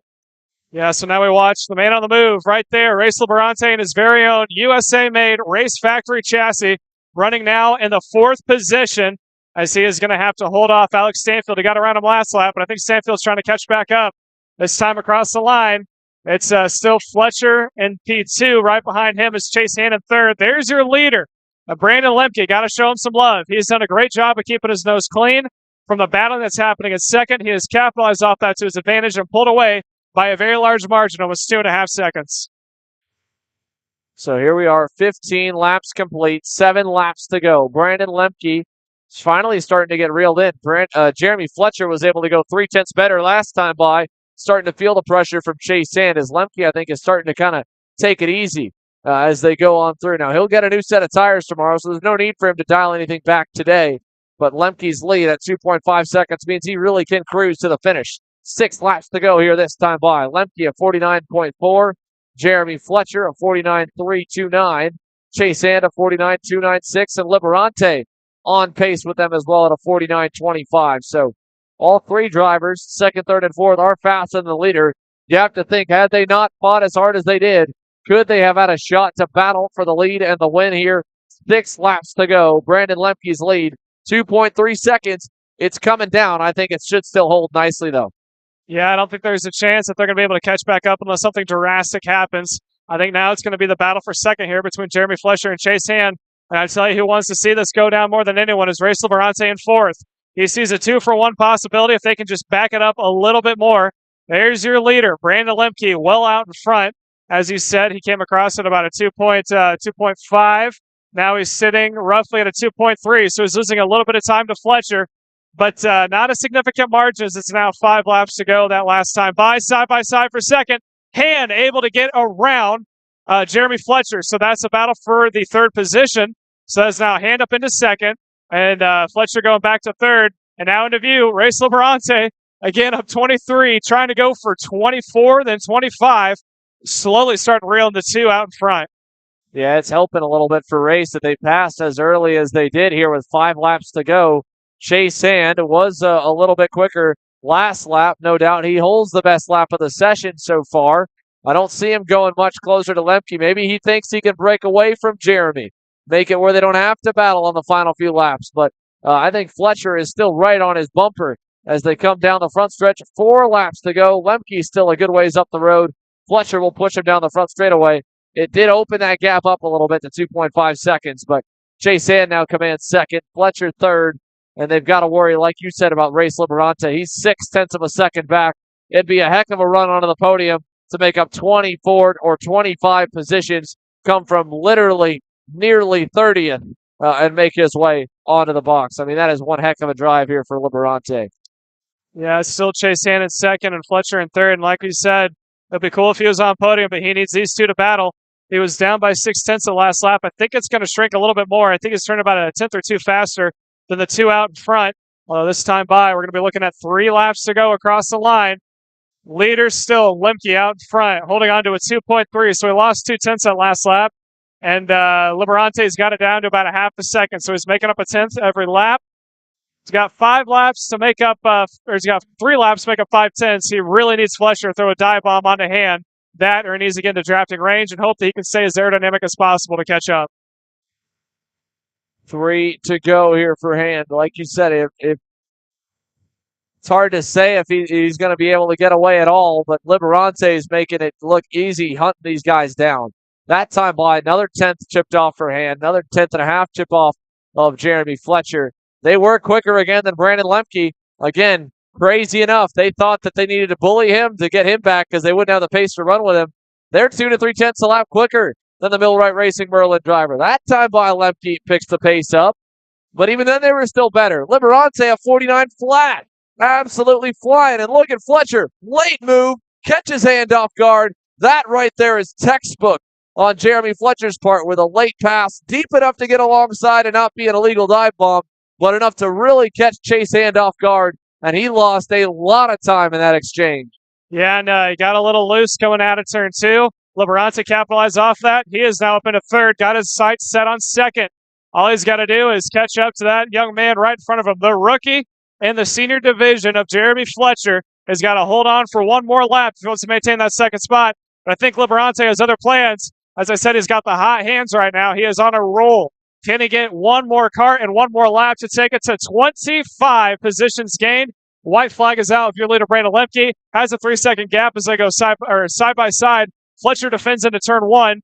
Liberante is not going to be able to get the pass done, but looking at turn 3, Fletcher's going to go all the way down to the grass, and Chase Hand starting to close back up. Liberante sending it deep around the outside. What a smooth crossover. Had to drag the brake a little bit, though. They're door-to-door going to Ford. Does he go deep around the outside? No, tucks back in. Fletcher hangs on. This will bring Chase Hand back into it. Brandon Lemke still up the road by just a little ways with a couple hairpins to go. Liberante's got to be careful. Can't open the door too much. Can't let Chase Hand get any funny ideas, or Gavin Bailiff as they go down into the final few turns. Battling for second. Liberante goes too wide. He's going to have to try and block. He'll lose third in the final turn as Lemke wins the main event in KA Senior.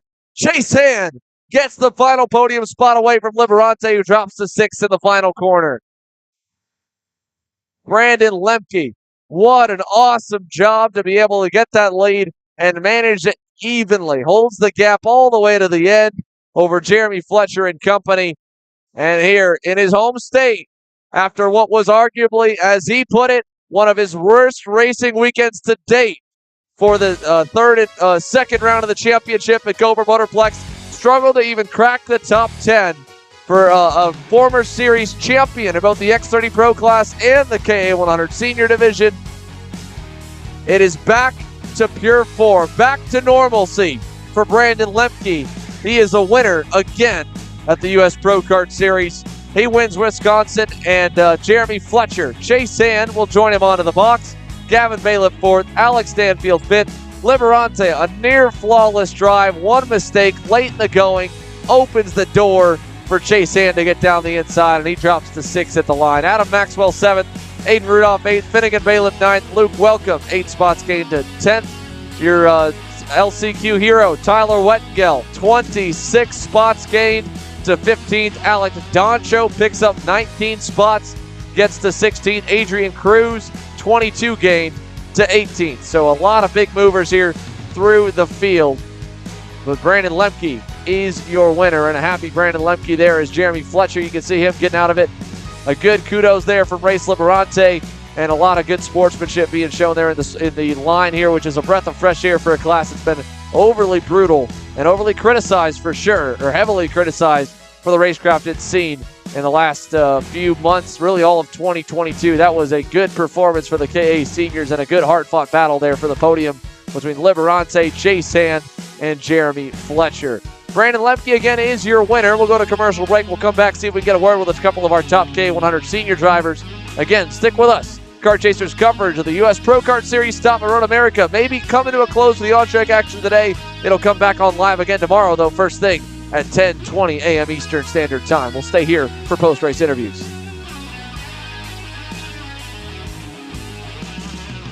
Rollison Performance Group offers fully customizable packages that are meant to take your game to the next level.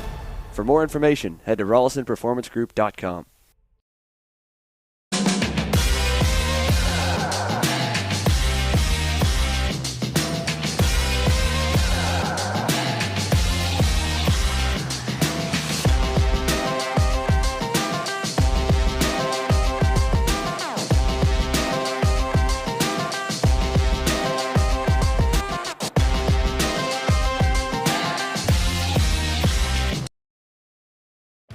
Kart Store USA is a kart parts supplier that racers and retailers can count on when they need reliable advice and service.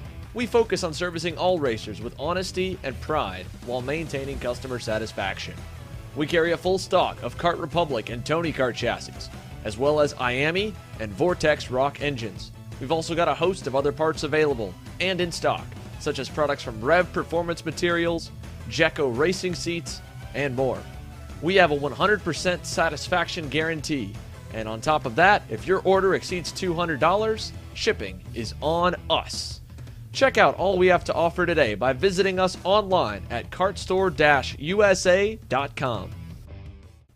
As the Western importer of the Praga and Formula K chassis brands, Leading Edge Motorsports is a high-performance kart shop and race team with a simple mission: teach others the joy of high-performance driving, supply our customers with the highest quality products and services, and most of all, win races. With our remarkable racing inventory, expert services, and top-ranked national-level team to back it up, we'll help to get your new kart racing package up and running fast. From arrive and drive service to kart preparation and driver coaching to the parts you need to get you back on the racetrack, Leading Edge Motorsports is the industry answer. Hannah Greenemeyer is going to score the final win of the U.S. Pro Kart Series. Hayden Jones is a national race winner. Nate Cicero wins. Four-time champion Ryan Norberg winning Super Nationals 24. Winner, winner, winner. Are you ready to join one of North America's winningest driver development programs? Rollison Performance Group offers fully customizable packages that are meant to take your game to the next level. For more information, head to RollisonPerformanceGroup.com.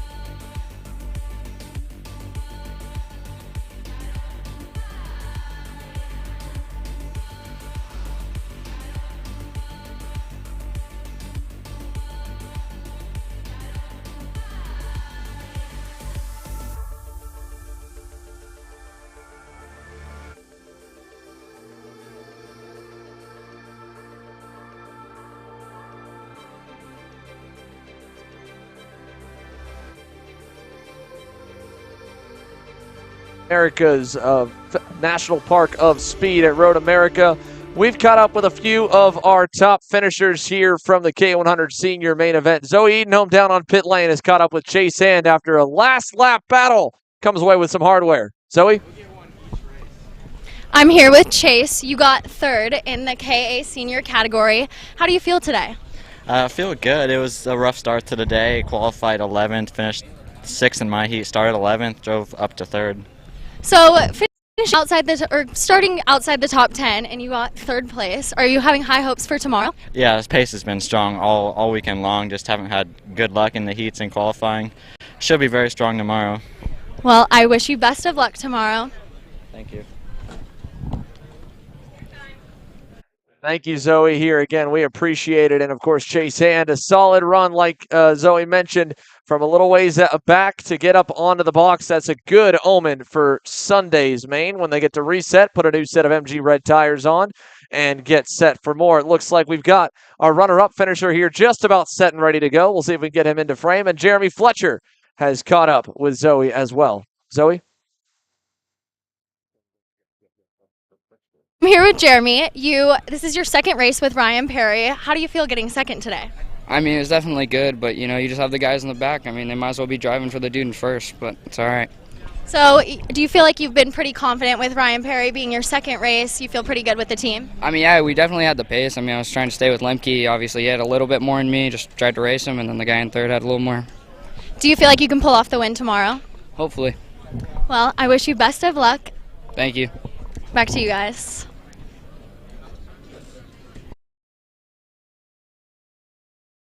And again here, congratulations are in order for Jeremy Fletcher, and especially for one more man in particular. Brandon Lemke was able to get away from the carnage. He had to fight his way through at the start of this one just a little bit to get himself in good positioning. But the Millwright Racing Merlin driver, it's redemption after what was not so fun at round number 2. I'm sure he's got a much bigger smile on his face here for Saturday at round number 3 of the series. Zoe? Yeah. So if I'm a little rusty, don't judge. No, it's all good. I'm here with Brandon Lemke. He is the winner of the KA Senior category. How do you feel pulling off the win and the pole position today? Kind of relieved, honestly. Like, I know battling in the KA Senior class is tough, so coming back out and then just I haven't been able to like calm down all day long, working with other guys in the tent and everything. So now I'm finally going to relax, just enjoy my time and enjoy the win. You got a big lead early on. Did you notice and were pretty happy and confident that you were going to get the win? Yeah, it kind of took me a few times to really realize. I'm like, there's no way, because in KA it's really tough to get a lead like that.